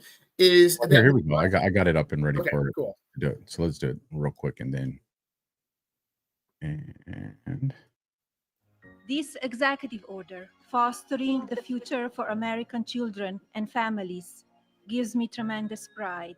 It is both empathetic and strategic. It aims to establish a comprehensive network connecting federal departments and agencies, private sector's businesses, higher learning institutions, and charitable organizations. A special thank you to my husband for his enduring commitment to fostering the future. The President has prioritized America's foster care children. This small spark today will ignite a profound and lasting nationwide movement. Our united resolve will foster a thriving future filled with compassion and innovation. Together, we will illuminate the pathway for today's foster children to become tomorrow's builders. And tomorrow's builders will foster the future of America's legacy. Thank you. I love it. Go back to the beginning and just kind of let it play for a second. I'm going to tell you to pause it. All right, give me 1 second because I got to adjust this browser so I can see the control. Okay, let me bring it back up. Because I actually didn't read the executive order, but I just noticed this. If you just let it play. Let me kill the volume. Yeah, just let it play, and I'll tell you when to pause it here. And so it'll be coming up here. I think it's the next page flip. I'll let you know if that's it. Right there. Modernizing the child welfare system. The Secretary of Health and Human Services shall, within 100 days of this order, take appropriate action to modernize the child welfare system. Now, let me ask you this. What is one of the most destructive systems that is broken in the United States of America right now? CPS. And what's Melania doing is she's running the programs to redefine the child welfare, CPS, foster care program, all of this. Now, that goes back to the 483,000 or 467,000 children that are missing. Why? Because that whole system has been corrupted by cartels, by the Chinese, by the deep state for human trafficking. Melania has been working with Kirill Dmitriev, been working with Vladimir Putin on saving the children. You know, she didn't go to Zelensky about saving the children. She went directly to Vladimir Putin about saving the children. And Zelensky used that moment to go out there and say, Putin has been stealing all the children from Ukraine and taking them over to Russia. But you never heard Melania say, Mr. Putin, you need to return those children. No, Mr. Putin, we need to stop the missing children. As in, she was looking at Putin to help her stop the children from being stolen. Because there's something much deeper and darker going on here. Our children are our future. We must save the children at all means. And that's really what is at the heart of this whole war that we're fighting right now. And you can't negate the timing of this. You know, she's coming out, Trump signing this executive order, and it's at the same time that we're having you could say one of the climax moments of the Epstein debacle. And these things are going hand in hand because, again, you hear all these people complain, release the Epstein files, which to me, that's an oxymoron in of itself. Because if you go ask these very same people, did you trust Biden's DOJ? Did you trust Biden's FBI? 99% of them are going to tell you absolutely not. But yet they're demanding that those be the investigations that are revealed. Make that shit make sense to me. So it's them trying to subvert the support for President Trump. But here you actually have, and I'm not sure if you're aware of this, but they're up to 143,000 kids that have been recovered so far that went missing during Biden's administration. Think about that, folks. Almost 150,000 kids that have been located, saved, or recovered. And we use the term recovered because sometimes that means, we didn't get there in time, but they've been recovered. And these people want Trump removed. So they're saying that this is about the kids, but the man that has saved and recovered more kids than any president in history, they want to take him down. Not only is he saving kids, he has arrested thousands of human traffickers, the ones that are kidnapping our kids, and they want to take this man down. He shut down the southern border to reduce the amount of human trafficking and child trafficking coming into this country. And these people that are telling you that they're about the kids want to have him removed from power. It baffles me. This is the insanity of the left. I saw this video today on X. I was scrolling, and it was one of those conservative influencers on the streets, and they're like, "Oh, what do you think of Donald Trump?" And the girl's like, "Fuck Donald Trump. Free Palestine." I'm like, that one where he's like all confused and he's like, I'm like, wait, Trump did free Palestine. You're literally getting a two-state solution because of Donald Trump in Palestine. Like, you hate him, he's evil, but free Palestine. It was Joe Biden that allowed after the October 7th attacks to go on, the continuing war to progress. Donald Trump ended it. Like, these people are stupid. They're idiots. They don't understand. And you want to know why they don't understand? Because they physically can't.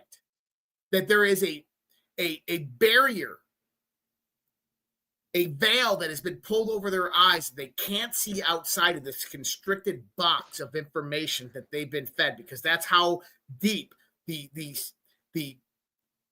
trauma goes within inside them, and the psychological warfare impacts them. Now, I don't necessarily want to change tunes, but there was an important piece of news that came out today. Now, Alpha, if you're the globalist, if you're the deep state, and you see your house of cards beginning to collapse, what are the various different things that we saw that they would do? We thought that they would do. Number one is we have the firestorm, right? Like they would bring all the illegal immigrants to the surface, and they would have sleeper cells get activated. But what was another few different things that we thought they would do? Well, they can do another type of pandemic. Oh, stay right there. Breaking news earlier today, Washington man severely ill with unpredictable virus never seen before in humans. Get out of here, bro. Now, where did COVID-19 start? What state? Washington. Jesus. That ain't going for that again. Well, well, here's the thing. You know what's going to be crazy? We might not have a choice. They're not going to make the same mistake the second time. You know what's going to be crazy? I bet you. Well, I shouldn't say I bet, because I don't want to put this out there, but again, to lean towards our way of thinking and our assessment. I don't remember offhand. I'd have to look it up. I don't know if some of the audience can do it for us. You remember those ostriches in Canada? Yeah. That developed the immunity towards that version. It was one of the versions of the bird flu. And they're like, our ostriches are healthy. They survived that window. Now they have immunity. You know that I think it was last week they went and slaughtered them all. Oh yeah, yeah. The family was fighting to try to save them, and they slaughtered them all. Now you're saying that this virus is originating in Washington with this guy. So essentially, we're talking about patient zero here. And Washington's pretty close to the Canadian border. What are going to be the odds, Josh? That's a bird flu? That it's going to be some type of bird flu, and those ostriches were the ones that had the immunity to it, and they wanted to destroy it before they went and put their plan into operation. I think you heard it here first, people. So that's how evil these people are. That's how evil these people are. They will eliminate 85% of humanity before they ever give up power and control. Absolute fact. I do want to shift gears, because there were so many different news that broke this week. And I want to make sure we at least cover one to kind of get your thoughts. And again, this goes back to kayfabe. Remember when everybody panicked over Elon and Trump? I mean, you were just laughing our asses off. Yeah, we're like, bro, you guys chill out. This is kayfabe. No, he said Trump's in the Epstein files. No, he said chill out, everybody. Mm-hmm. It's kayfabe. And then we fast forward, we get to Charlie Kirk's funeral memorial service, and we see them pop, fist pump. And then you have President Trump. I don't know if you guys saw this. I got to switch windows. I left it back on the tab one. Give me 1 second so you guys can see this real quick. Here we go. Then you have this. We don't need to hear the audio because it's just music anyways. But who's that just walked in? That's right. Elon Musk. And I think the timing of this is significant, because Trump knows there's a lot of propaganda that's going out there. He understands irregular warfare. He understands psychological warfare. He understands that the battlefield right now, it's a fucking mess. He gets it. And people are like, well, is the MTG thing a legitimate? She's a traitor. She's bad. Or is this kayfabe? What the hell's going on? And literally, what does he do? He brings in Elon, right, for this meeting to shake hands, to show you guys, to show us. This is a specific message to Anons. Mm-hmm. Don't panic. I'm showing you a guy that I did kayfabe with, so you guys know that what's going down with MTG is kayfabe. I'm literally bringing up the last one we just did on something where there's no real practical reason for him to be here, but we're going to make it make sense. We're going to talk technology. So we have a reason for the normies to understand why the hell did, Trump being Elon here. But again, I think the significance here was a head nod to Anons and I'm with you on the same boat. I'm not a fan of MTG. and I have a history on Twitter that articulates that. I appreciate what she said with shipwreck when it came down to her position on taxes. I appreciate her position on influencers that are being paid and tied to organizations need to have some type of social media tag that allows the public to know that. 100% agree with all that stuff. But I think the significance here was a nod towards you guys. It's kayfabe, and I'll give it to you. Yeah, and Elon looks very tall there, but I think it's the angle that the camera's at because they're both 6'2". So Trump and Elon are both 6'2". Elon isn't like 6'5", but he looks really tall there. And I think that your Trump is shrunk a little bit. Maybe he is. He's older, but Elon is 6'2". And Elon is the $1 trillion man. That Tesla has approved $1 trillion pay package for Elon Musk. I mean, mind-blowing. But here's the thing. Elon might be the world's first trillionaire, but there's going to be many more to come. Yeah, they look the same height right there. As soon as the camera angle changed, now they look the same height again. And so I want to say things that have been told to us, but I can't say them. But let's just say that in and around 2018 to 2020, groups of world representatives of world leaders and people in positions of power all around the world came together and they planned out world peace. They planned out technological disclosure of bringing humanity to that point, that 500-year gap to where we should be. They planned out a new financial system. They looked at it and they said, these are the few things that we have to fix in the progress. These are the deals that we have to make. These are the people that we have to remove from the system. Go. That happened. I'm not going to bullshit about it. That happened. And when I'm saying representatives of people, I mean very powerful people of names that you know and you've heard of that were at this meeting. Now, why is that important? It's important because there's a plan. And I know, Anansi, I've been told to trust a plan for years.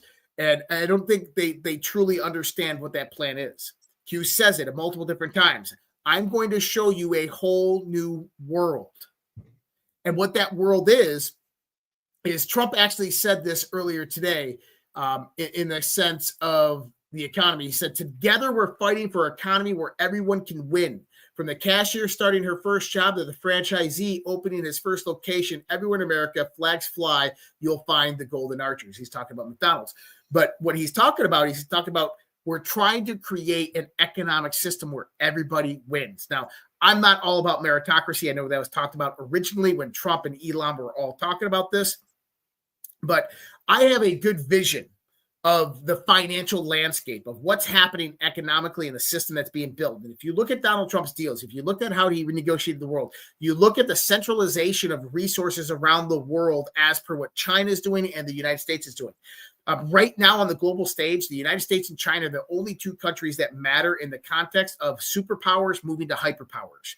And whoever becomes the first hyperpower is going to lead the world into the 21st century. And you have two radically different ideologies that are at foot there. Number one, on the Chinese side, is you have a commie fascist, technocratic, oligarchical controlled global totalitarian infrastructure. This is the Western global order that is being manifested and expressed through the Chinese CCP and PLA. On the American side, the Trump side, and I do believe that Trump is one of the top command level control structures here, is you have a multipolar world, a derivative of national sovereignty, where national sovereignty is kept among nations. We work as multipolar nations towards the progression of humanity into the future with technological development, with space exploration, and that the economic system is devised that instead of profits going to corporations and distributed to shareholders, that everybody becomes a shareholder. And what I mean by that is like this.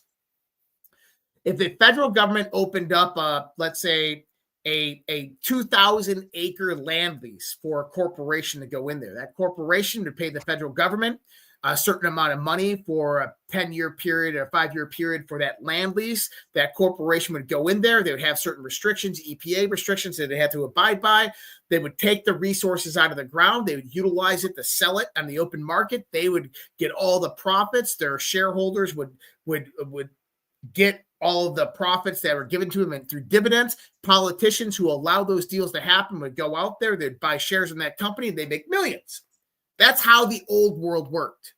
What I want you to understand is the system that Donald Trump is setting up right now is that companies are going to be allowed to come in for a land lease. A percentage of everything that they take out is going to be like a franchise fee, that they're going to have to pay dividends directly back to the United States of America, royalties on everything that they take out of that ground and soil. Secondly, is that if it's AI derivative or quantum computing derivative to where they're going to displace American jobs, they're going to have to pay a supplemental money into the sovereign wealth fund, which is going to substantiate through dividends, dividend exchange. This is why Donald Trump is calling the tariff return check that's coming back to you a dividend, because this is how the economic system of the future is going to work. These companies, I don't want to say public-private partnerships, because that gives a wrong misnomer. You start thinking about the World Economic Forum, but that's exactly what it is. But instead of it being government-private partnerships, where it's the government that benefits and the private corporation that benefits, it's truly the public that's going to benefit. That they're creating a sovereign wealth fund, that dividends, that royalties are going to flow into the sovereign wealth fund from the deals that Donald Trump's making. $20 trillion of investment capital flowing into the United States of America for AI, quantum computing, blockchain, and a brand new infrastructure. Just imagine the immense amount of jobs that that's going to produce, the amount of wealth that it's going to generate, the new markets that it's going to open, and how all of that begins to flow through profitability and dividends into the sovereign wealth fund, especially as jobs get displaced. Because if jobs get displaced, that means that a company is becoming more efficient. And if they're becoming more efficient, they're reducing their manpower because they're bringing in automation and artificial intelligence, which means that they have less capital overhead, which means that they have more profitability. More profitability means higher dividends for its shareholders, which then flows into the sovereign wealth fund. And then that goes out the dividends to the American people. That is a meritocracy type of economic system that I believe that they are developing right now. And I think that Elon was actually one of the geniuses behind this. Scott Bessent was absolutely one of the geniuses behind this and creating this whole idea. But it's a system that actually rewards and gives back to the people of the United States of America through the economic system that's being developed right now by Donald Trump. You want me to put a smile on your face real quick? Sure, go ahead. 20,000 live viewers. All right. We must be saying something that's good. Do us a solid, folks. While you're here, smash that like, hit the heart, leave a comment. Obviously, you guys are having fun in the live chat. If you're watching on a different platform, do us a solid, hit the thumb, hit the heart, whatever is the methods of operation on your respective platform, and definitely share this out. The content is free, so to do us a solid. You guys have done it tonight. I mean, it's you, the audience, that's putting us over 20,000. So just know myself, Josh, and the entire Badlands family is very grateful for that. As we all kind of try to move towards, the same mission in this irregular warfare. But to what you're talking about right now, I was actually going to go in a different direction, but you reminded me of something. I was just like, well, let me ask him about this. Did you see the post that Michael Saylor put out that everybody started to panic over? Because my initial gut reaction was like, I see something different. And so I wanted to show it to you. And let me bring this up on the screen real quick so everybody can be up to speed on what I'm saying. So this person puts the biggest Bitcoin maxi, Michael Saylor, posted this after Jeffrey Epstein connection with building Bitcoin, telling people to hold the Bitcoin while he's posting a picture of a ship drowning while he's on a lifeboat.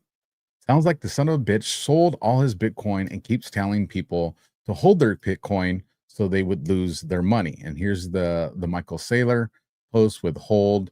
There's the ship sinking and him on the life raft.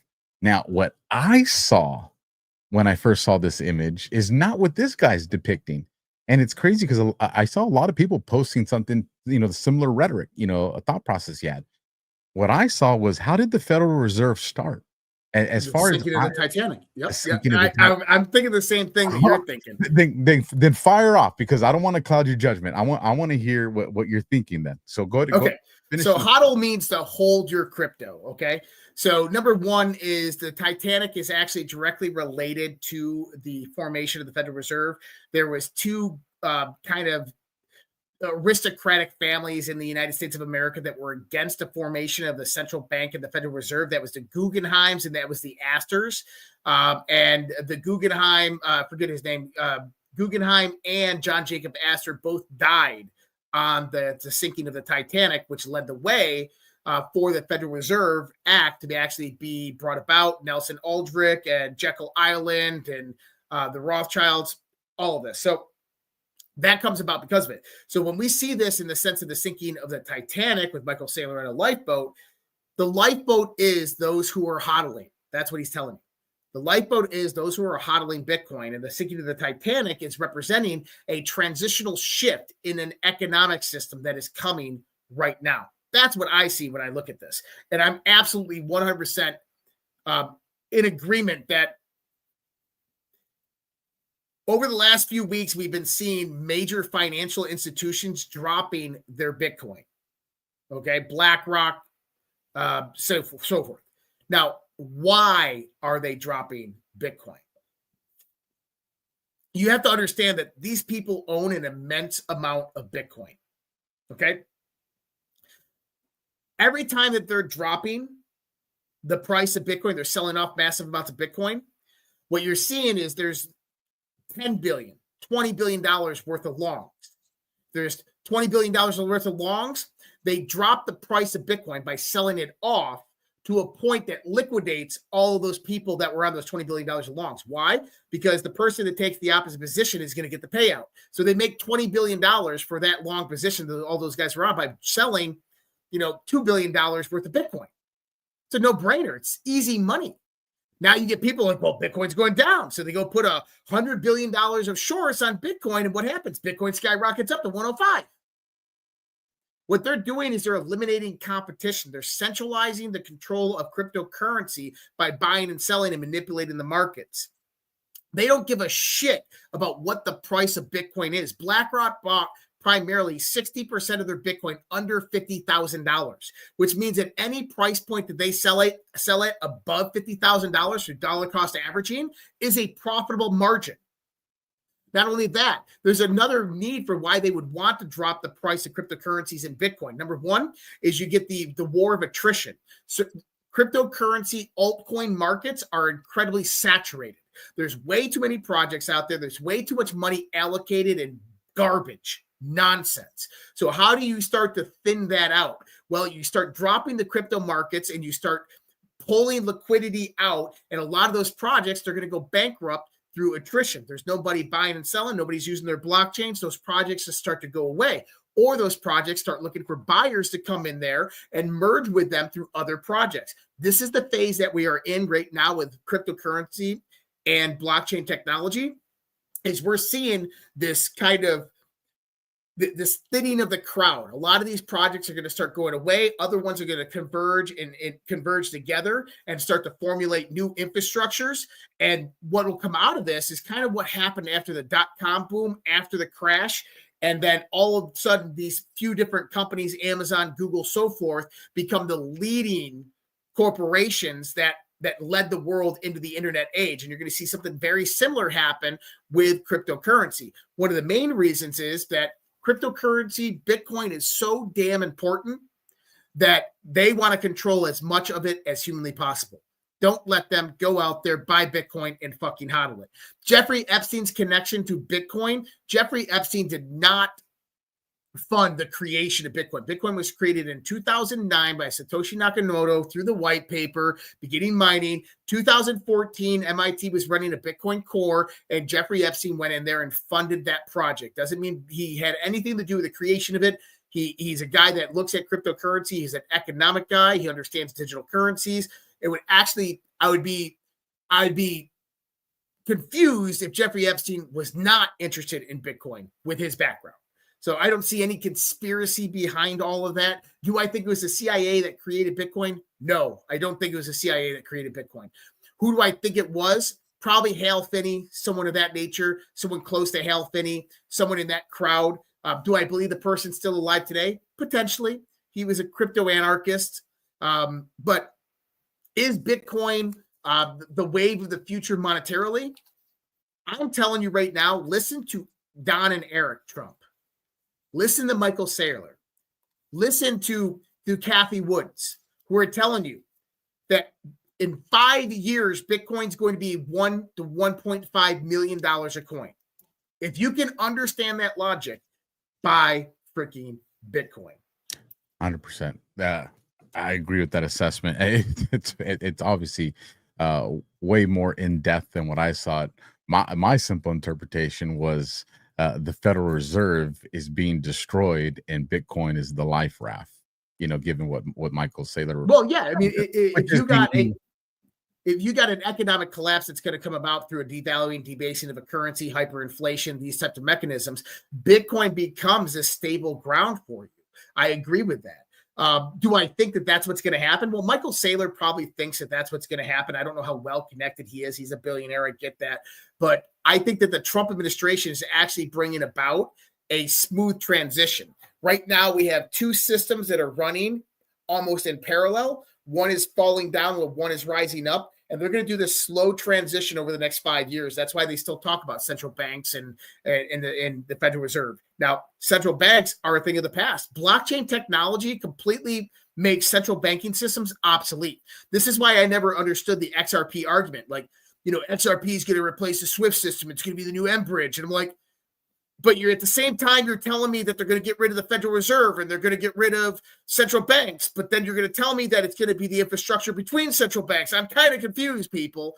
But here's the thing is with new blockchain technologies or even with Bitcoin rails, you don't need banks. That was the whole point of Bitcoin in the first place, is that I don't need any type of intermediary for transactions between you and me. If I want to send Alpha money, I don't need to use a credit card or debit card. I don't need to go out there and use my bank that's going to do an automatic clearinghouse transaction. It's going to take 3 days to clear. They put money in Alpha's bank account. I don't need that infrastructure. I can send him Bitcoin immediately right now, and it happens almost instantaneously. Within a few minutes, the transaction's cleared on the blockchain. He owns the Bitcoin right then and there, instantly transacted.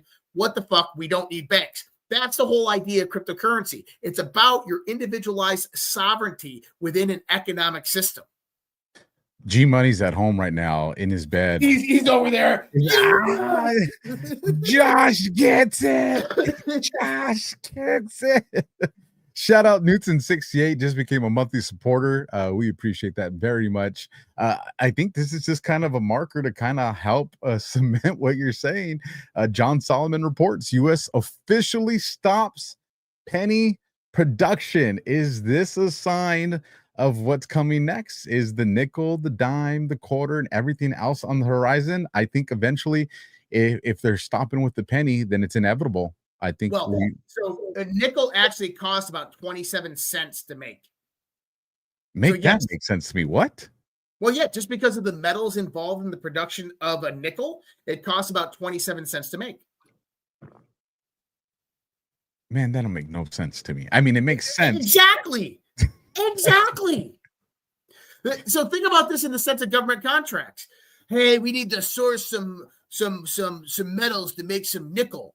And they go out there and they find all these contractors and, sir, we got the price of one nickel down to 27 cents. Oh my God, that's a hell of a deal. Let's sign the paper right now. What? It would have been cheaper to add some silver in there to actually bring the price into a nickel. Well, let me That's government for you. That's the government for you, people. We have a big audience, and Alpha wouldn't be Alpha if I didn't try to piss some people off, Josh. Uh-oh, here we go. About to lose everybody. So I just want to piss some people off. Everybody got mad when I did my 2 posts about Thomas Massey, right? Here's Massey went, and in the weird hours of the middle of the night, he posts that he gets married to Carolyn, right? It's his new wife. This was a few weeks ago. So I took to social media because I'm not a fan of Massey, just for everybody that doesn't know. And I put Massey's wife, they're talking about his first wife, his only wife part of this marriage, died on June 24th. 35-year relationship, high school sweetheart, and 31 years of marriage. 1 year, 4 months later, he's married to a new woman, all right? All the Massey simps who attacked Erica Kirk for not mourning Charlie Kirk long enough are going to be quiet on this, crickets, and they have. This gives off bad vibes. I'll say it if no one else does. Gonna have to dig into us.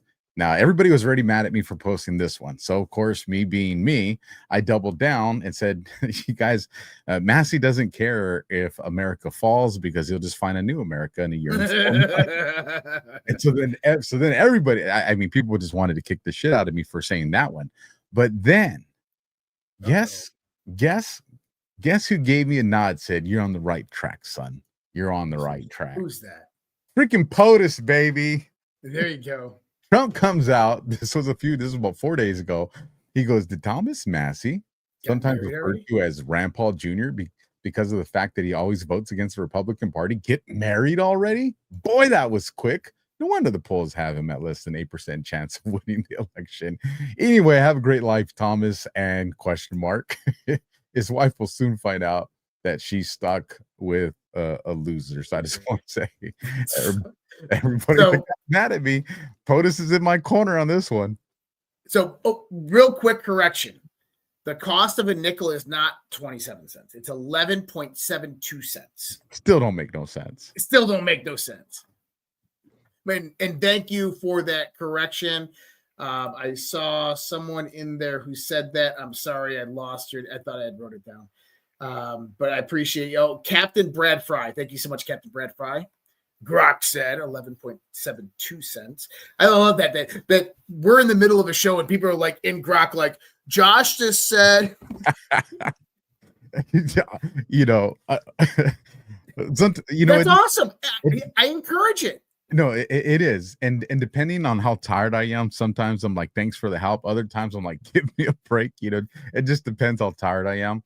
I want to make sure we cover this because I think this is a good segue into, when we start to wrap up the show and get into Rumble Rants and all that stuff, what potentially could be unfolding.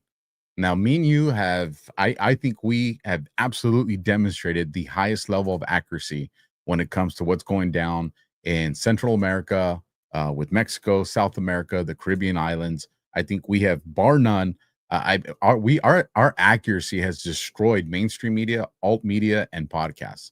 And I think it's a testament to why we got 20,000 people here. Shout out to the extended family and patriots we have. Trump was asked a question. I believe this was yesterday. It's 40 seconds. So I'm going to play this real quick. And then I want to talk about it because I think that there's a purpose behind this statement. So here we go. No volume, dude. You can't hear no volume? Nope, no audio. Okay. All right, let me share it with it was under Chrome tab, so you guys should be hearing this. Let's try it one more time. Let me know if you don't hear audio on this one again. Also potentially launching strikes in Mexico or putting American troops or American personnel into Mexico to deal with it. Would I launch strikes in Mexico to stop drugs? It's okay with me. Whatever we have to do to stop drugs. Mexico is, look, I looked at Mexico City over the weekend. There's some big problems over there. If we had to, would we do there what we've done to the waterways? There's almost no drugs coming in through our waterways anymore. Isn't it down like 85%? It is, sir. I don't know who the 15% would be. It wouldn't be you.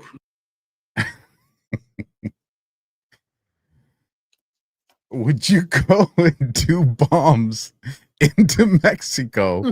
Yeah, why not? I'm good with it. You guys cool with that? I'm cool with that. Like, just to put it in perspective for people that are like, I'm not tracking. They literally just asked if Trump would use the military to drop bombs in the Mexico, a foreign nation without a declaration of war. Without a declaration. If it's about drugs, let's do it. But then he also mentioned Mexico City, Steinbaum, the presidential palace being overthrown by rioters this last weekend, and Scheinbaum's connection to the narco terrorist and the narco police state that's going on there. And I've said that this is deeply ingrained to everything that's going on in Central America and South America, that we know Chinese special operation forces are working with with Mexican cartels, that they've outfitted them, gave them new weapon systems, gave them drone systems, gave them man pads, everything, that this was a staging ground for China to invade the United States after a firestorm type of collapse event where the cities get taken over. So I've already said it, that we have U.S. drones already operating over Mexico. We have U.S. Special Forces Tier 1 units operating inside Mexico, Central America, and South America, inside Venezuela. I've been saying it. It's going to get confirmed. I promise you. We got confirmed about this just a few weeks ago when Trump came out and said, well, we have the CIA running operations in Central America. And then 2 days later, you hear of a paramilitary unit from the CIA getting caught in Tobago. And I'm like, told you, like, this is what's happening right now. Why? Because they are dismantling the deep intelligence apparatuses, infrastructure. If the primary source of funding for these illicit organizations, the international criminal cartels, human trafficking, drug trafficking, and weapons trafficking, guess what's being dismantled? Those same networks. So actually, this is also an interesting point that we should have covered earlier. Muslim Brotherhood, Alpha. Yeah. Muslim Brotherhood is out of where do they originate out of, right? Middle East, but where in the Middle East? Oh shit. And I just did a show with Saudi Arabia, Qatar, right? Well, yeah, if you go to the original, I think he went into Egypt, which ties it ties all the way back to MI6. Right. Egypt, but you get Egypt, you get Qatar, you get Saudi Arabia. They're really big infiltrated within Saudi Arabia pre-Trump first term. So today, the governor of Texas, Abbott, came out and declared CAIR, C-A-I-R, the one that got Mandani elected, and the Muslim Brotherhood terrorist organizations. On the same day that MBS is at the White House. The same day that Donald Trump announces that Saudi Arabia is now a military ally, the largest military non-military ally in the world to the United States of America. This goes back to that whole idea, what we were talking about a few weeks ago. Trump produced defense cooperation agreements. Qatar, UAE, Saudi Arabia, Egypt, Turkey. We have Israel in there. What does that do? You have billions, if not trillions of dollars that's going to flow into Syria, flow into Gaza, that's going to westernize these countries, these nations in this part of the world. Do you think that bombs drop on Western nations when investors put billions or trillions of dollars in there? No. Hence why you're surrounding that whole area with U.S. military assets and you're arming the shit out of all those countries, because those countries, number one, is they're not going to attack each other with U.S. military hardware or assets, but also all of the other organizations that are in that area, they're going to see how well these countries are doing. They're going to see the modernization of the Middle East. And they're going to go, how do we get in on that? And next is all those terrorist organizations. They're not going to be allowed to thrive in these countries, which is going to centralize them in the various different areas and regions.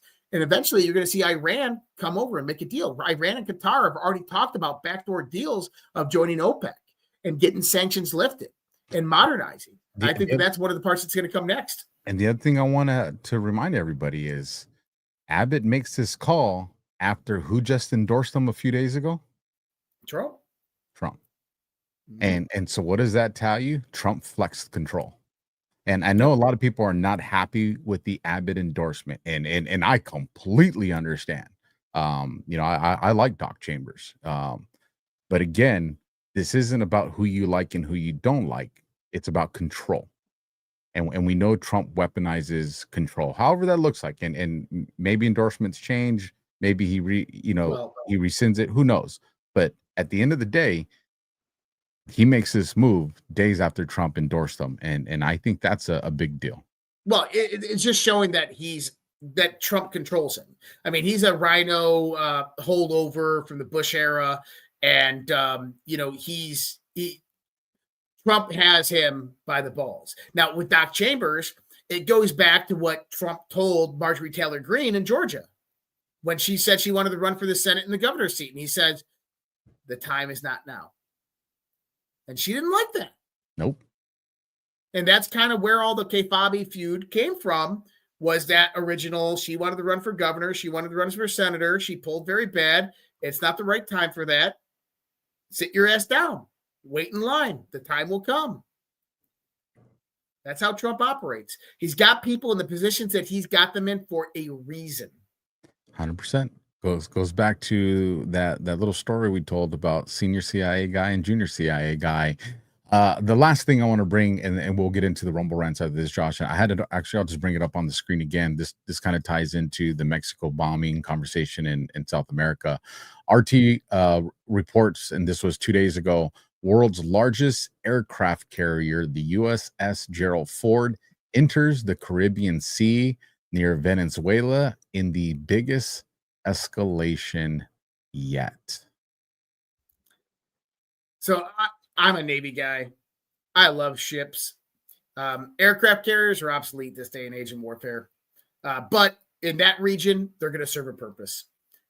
They're far enough away. They can deploy massive amounts of assets in theater. Venezuela doesn't have the capabilities to go out there and contest with the U.S. Navy. China would be the only one, or Russia. Russia is not really operating in that region. China most likely is still with their submarine in that area, which I think that we've got them surrounded, waiting for them to come up bubble, simply because eventually they're going to run out of food and they got to resupply. But there's a reason why the U.S. military, the U.S. Navy, U.S. Marine Corps are deployed in that area. And don't think it's for Venezuela, because I don't believe it is.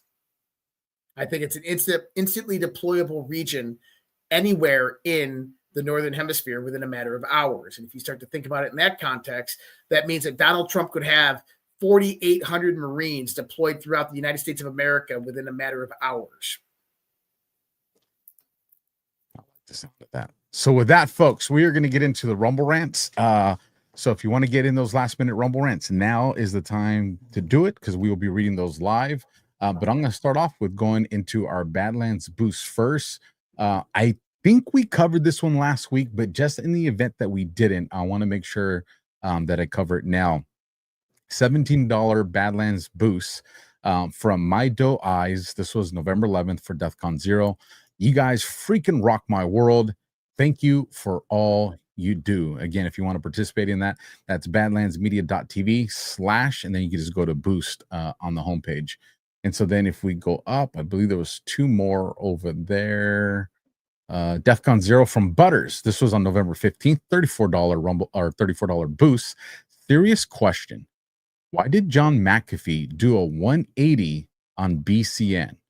What did he see or learn from mining to holding zero BCN? His anti-government ethos seemed to match BCN rhetoric. Hopefully he is not unalived. Appreciate you both. Stay gold, pony boys. Stay golden, pony boy. So I'm going to defer to you on this one, because, or is he saying, is BCN Bitcoin? Is that what I'm getting here? Or is that I don't know what. Hold on. BC. I didn't follow John McAfee much during that time frame. In the sense of crypto, I know he called Bitcoin very similar to what other people have called it. Wrong Bitcoin. That was Bytecoin that he was talking about. Right. But it would be BTC. But John McAfee, I do believe John McAfee's dead. Number one, I do believe John McAfee was killed. I don't believe he was killed. And I think that, absolutely whacked. I think that he had an idea of who created Bitcoin. I think that many people think that the CIA did it. I don't think the CIA did it. I don't think the NSA did it. Who do I think? I have some inside information on this. I don't know how legitimate it is, but let me provide you. We'll save it for another day. Yeah, we'll save it for another. As a matter of fact, we can save that conversation for when we bring G Money on here. That'd be a great conversation to have with him. And I could definitely play devil's advocate against you guys and just frustrate G live, because that'll be a lot of fun. But I used to think that the CIA was behind Bitcoin because of a lot of things early on and just different things that, correlations.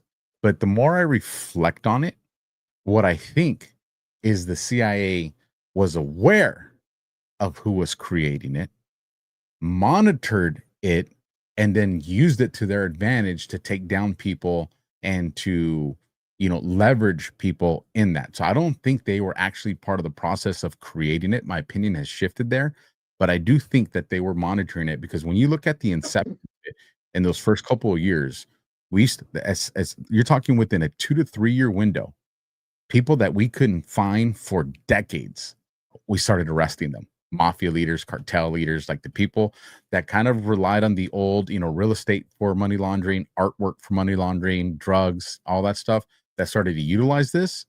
All of a sudden we started to arrest them. And I think at the level that it happened, the names that we're arresting, I think it's because they knew, because they were monitoring Bitcoin, they knew a way to track this.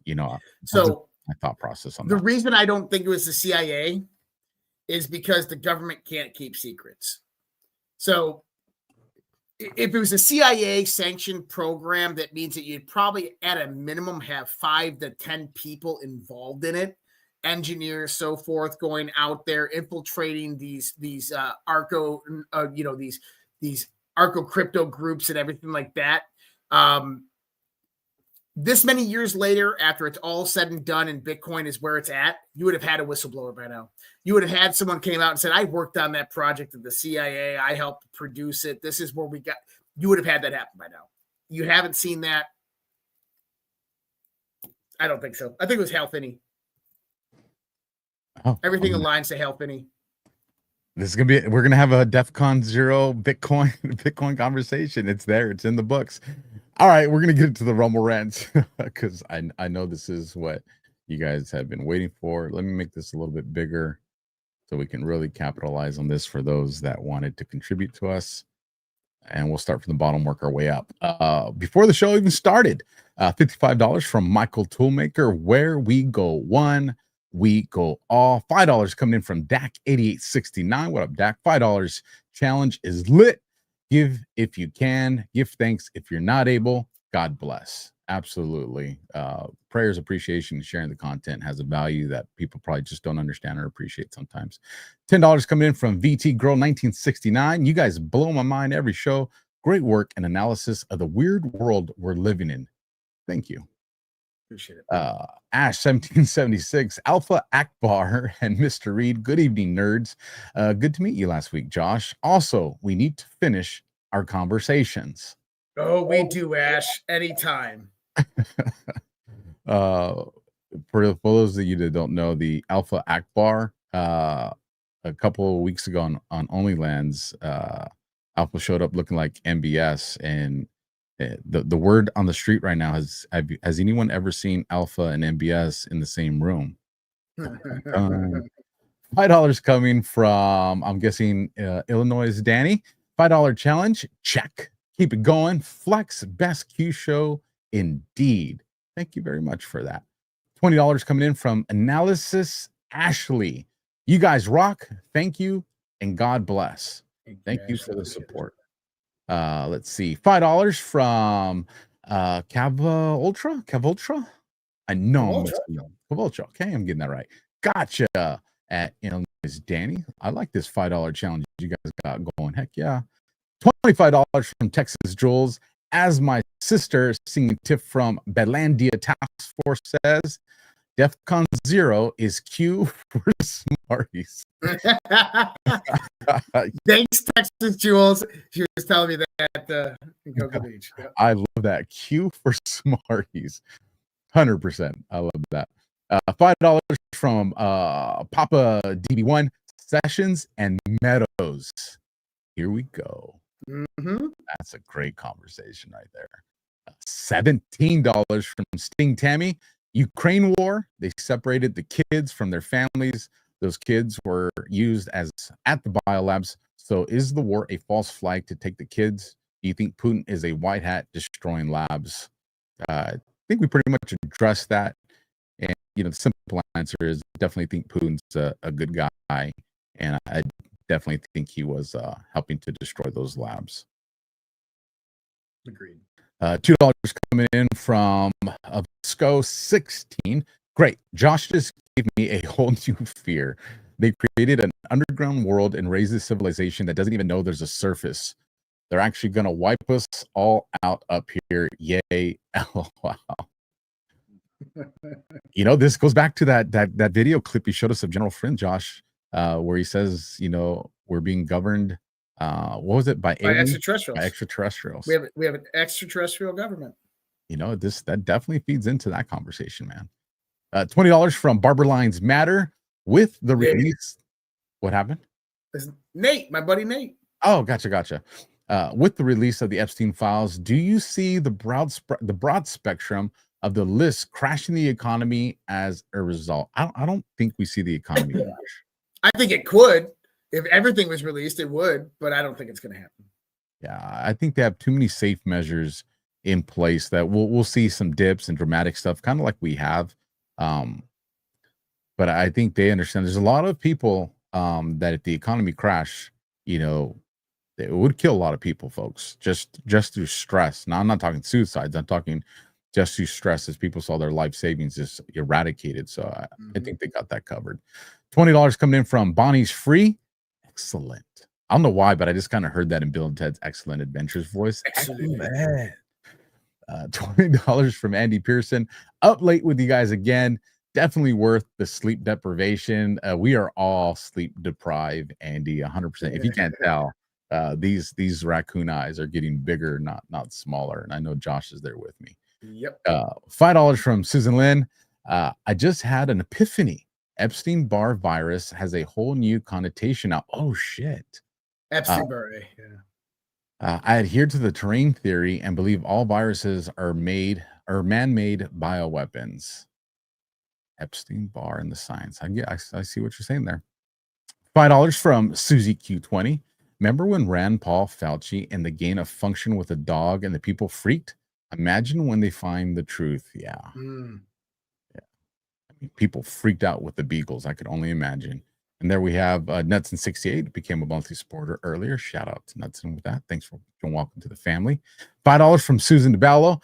Thought on this from X at POTUS. Quote, tonight, I'm pleased to announce that we are taking our military cooperation to even greater heights by formally designating Saudi Arabia as a major non-NATO ally. Hell yes. Josh quoted that earlier tonight. I love this extension of the Sovereign Alliance. Absolutely. $2 from Lee Walden. A penny for your thoughts. Throwing us pennies when they ain't going to make them no more, Lee. Appreciate it, man. Thank you for that. $5 from Lee Walden. Those guys on the drug boat have a clue that they are. Hold on. Those guys on the drug boat have a clue that they a target. If so, why are they still driving boats? Are they blackmailed or psychotic? Just the thought.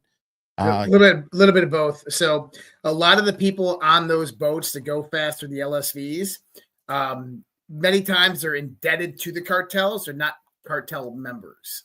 So unfortunately, that sucks for them. Yeah. Wrong place, wrong time.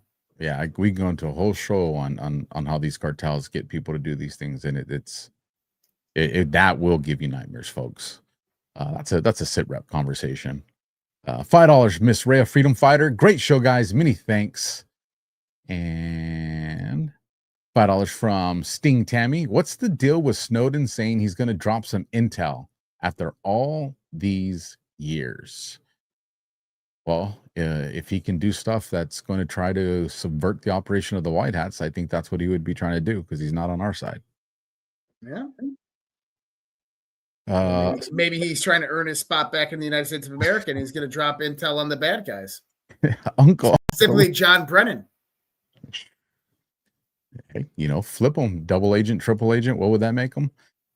$17 from our brother Cam Cooksey. Alpha fucked up by letting the human encyclopedia loose. DEFCON ZERQ is rewriting the Q breakdowns with facts. Much love, brothers. Fuck FAGA. Fuck the haters. Truth wins. God wins. Love your motivation, Cam. Absolutely. Love Cam Kuski. Make sure you guys are catching and supporting his shows too, you guys. He's a solid man. $10 from Jamie Klein. MTG said on CNN that she never spoke to Trump about becoming a senator or a governor. So you don't think that's true? play on words, you know. Did she ever use the word senator or governor? And maybe she's saying, yeah, I never mentioned those terms, but she was definitely having a conversation on, you know, her escalation up the ladder. I absolutely believe that conversation took place, especially when you talk to some of the people that are involved in the elections out in Georgia from our side. So, but I think there's a play on words. I mean, you saw that kind of with the screenshot of the conversation she put. I never called Trump. You know, but we had these text message conversations. Well, obviously, Trump was referencing a conversation coming into his phone. And so, again, it's a play on words, and everybody in politics does it. I don't know if you want to add anything to that, Josh. I think that she was on an exploratory committee that exploratory kind of thing to see if she should do it. And one of her thoughts was that if she could get Trump's endorsement, then she would most likely win. And I guess Trump basically told her to fuck off. That's what I got out of it. Signed, sealed, delivered. $17 coming in from Raveland. Challenge accepted. Where we go one, we go all. Love this show with the trophy. Gotta love the trophy. $20 coming in from Maggie Bundy. Didn't see the challenge. $5 for me and $15 for 3 others who may not be able. I got you. Great shows, 2 days a week. Much love. And yes, for those of you that are like, what do you mean 2 shows a week? If you are not aware of it, and we got a big audience watching tonight on Rumble Big Board, Sundays at midnight Eastern is the sister show to this one, and that is Q After Hours. Again, that's Sunday at midnight Eastern. You really want to see our brains along with Brad's be challenged. Watch us when we've been up. That is the 7th day in the week for us. That's not the beginning of the week for us, and we are just blown by the time we get to that show. And that will conclude the Rumble Rents. No new ones that came in. Josh, where can people find you, brother? Anything special you got coming up this week that you want to plug? Where can you find me? Redpills.tv, redpills.tv, or actually those 2 links right there. Support me in my Substack. It does help. So redpillproject.substack.com, redpillproject.substack.com, or on X, go on over there. Find my profile at Real Joshua Reid. Last name is R-E-I-D, not like a book, but like red spelled with an I. R-E-I-D. So Real Joshua Reid over there. Appreciate that. And nothing major coming up, just my regular daily dose shows for the rest of the week. And then looking forward to the weekend. It's starting to get colder here. So I got to winterize the yard and the house and all that stuff. So that's what I'm going to be up to. I would tell you that it's getting cold here in Cali, but then you're going to laugh at me when I tell you the temperature. It's 63 here. Oh. Bro, I wore a jacket today. Yeah. Yeah, it was. I think it was like 68. My studio is in my garage. I don't have insulation. The window's open. It's like 43 degrees in here, and my heater stopped working an hour ago. So check this out, okay? You were laughing at me. It is 54 degrees right now, bro.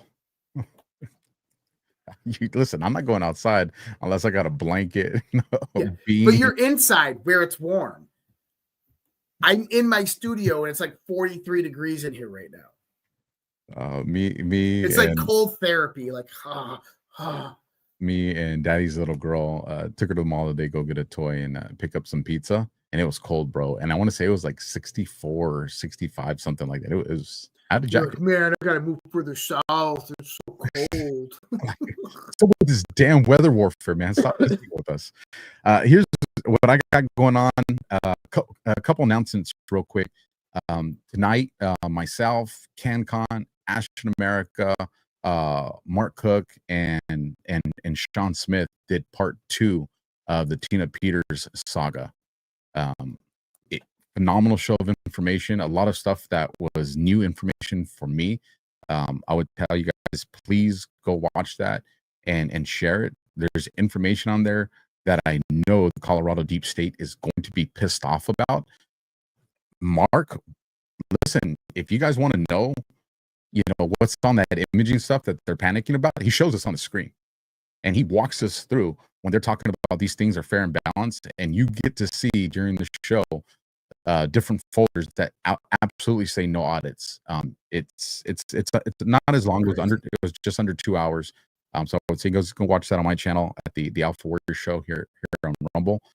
The other thing is, I heard your guys' demands. I answered them. So Thursdays following sit rep, after you finish watching Rug Pull, you can catch the replay, but I'll be doing that Just Alpha 2.0. So you're going to get 2 Just Alphas during the week. You have one on Monday and you'll have one on Thursday night. This will kind of allow me to break them from a 4-hour show, hopefully to 2 shows that are 2 hours. So I feel like I can get some sleep and break up the content during the week. But here's the thing that I'm going to ask you guys all for a favor on.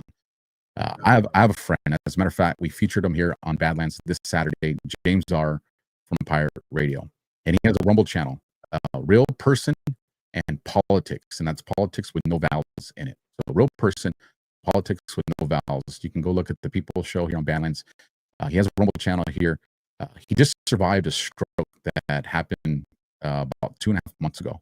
And so you guys understand Josh's brain and just the vast amount of knowledge Josh has. And when I can ask him questions and you see how fast he can do that, James has that same thing, and it's in a different realm of the elections and a different realm of the politics. And this man almost lost his life, and he's refocusing everything, and he's really going to need help because his podcasting is now going to become his full-time gig. Because if he just tries to spread himself out, it's going to kill him with the stress. And so I would ask all of you, even all you that are new, to do me a favor. And after this show, please go over, hit that search bar and find Real Person Politics. And that's politics without the vowels, and give him a follow. And I would really appreciate that. And for those of you that are like, well, why? Because I wouldn't be here doing what I'm doing if it wasn't. James is one of the very first people that gave my story a voice and actually taught me how to do podcasting. I didn't know what the hell I was doing. And link is in the chat on Rumble, guys. There you go. Appreciate that, Josh. So you guys do me a favor, give that man a follow. And it'd be so awesome if you could wake up tomorrow morning and see a couple hundred new subscribers on this channel. I'd appreciate that. So with that, that's all I got. Josh, you got a good video for us to play? I do. And so everybody knows that I've been playing my music. This one actually, so I got so Shelly and Carlos reached out to me, and I'm like out here in Minnesota. They're like, hey, can we get your mailing address? I want to send you something. And they sent me today this card with the armor of God on it, and then it had the prayer on another card. And so it's in my truck right now because I keep it in my visor. But they said from now on. So let's play that song right now. This is from redpillsmusic.com. If people want to check that out, redpillsmusic.com. And this is Armor of God. So I can play it if you're ready. All right. We'll catch you guys next time. God bless. Bye.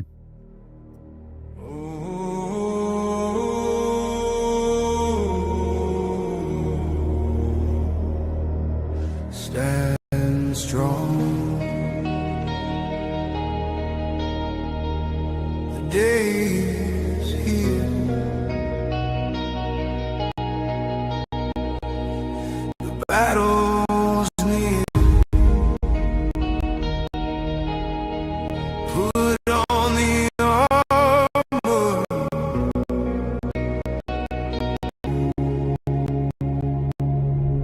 Held truth around my waist. Feet of peace, I take my place. Grace blade shine.